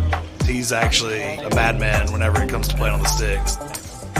You know, he's going to be the first one that pursues this into an academic career.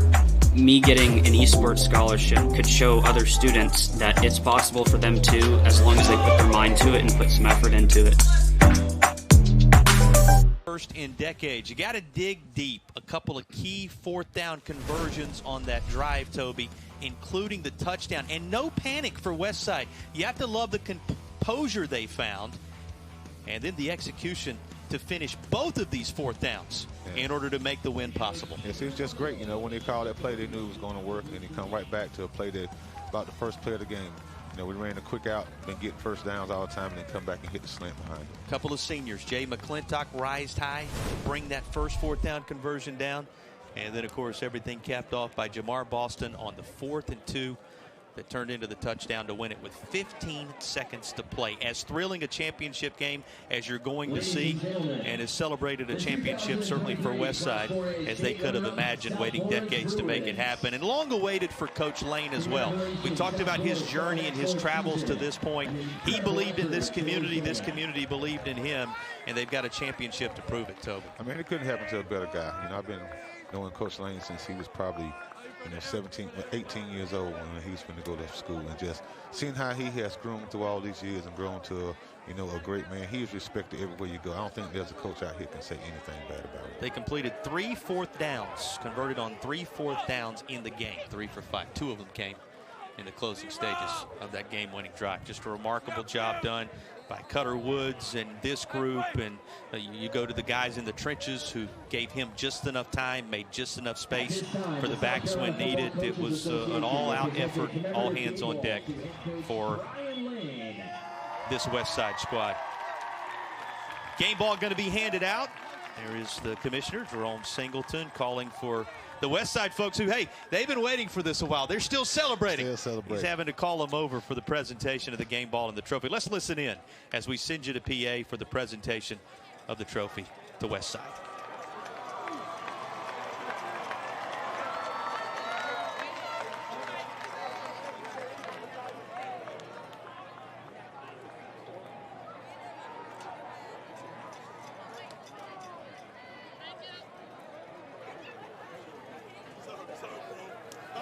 Now to recognize the school dignitaries for Westside High School, the Class 4A state champions. Superintendent Brenda Kelly. Principal Corey Roberts. Associate Principal Garrett Thomason. And Athletics Director Jeremy West. Commissioner Singleton and Deputy Commissioner Charlie Wensky will present the state championship trophy to Principal Corey Roberts.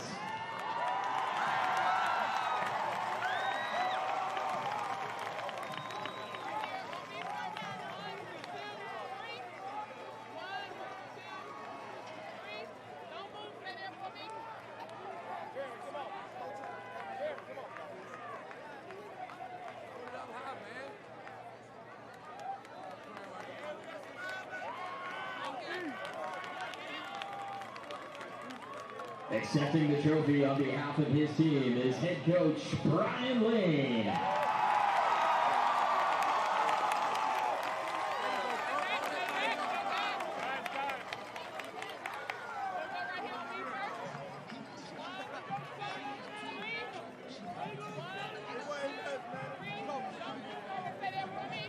Of tradition in that football-rich corner of the Palmetto State. Westside with a title to celebrate for the first time in decades. What a run it was this season for the Rams. Well, time to hand out some of the superlatives.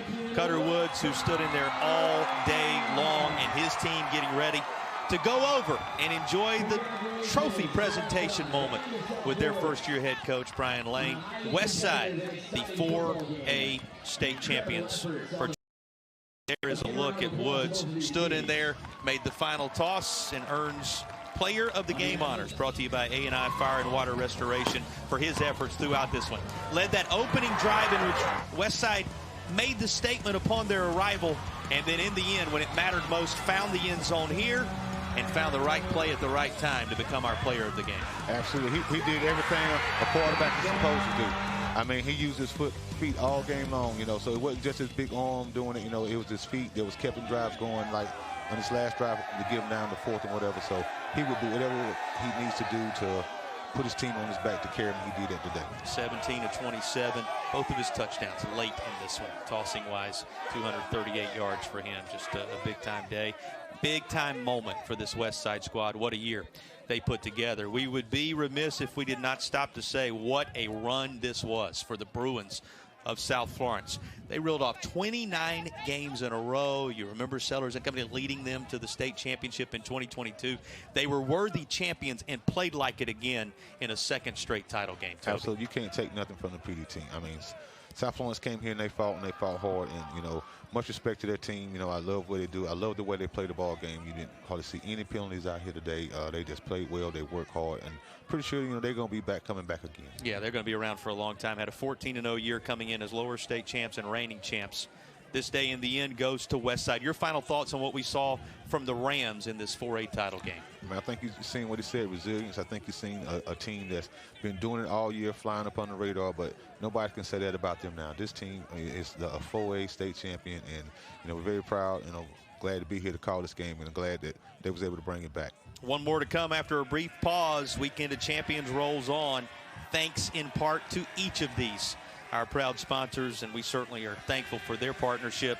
A&I Fire and Water Restoration, Stewart Law Offices, Safe Federal Credit Union, Doctors Implants, smiles all across the Palmetto State.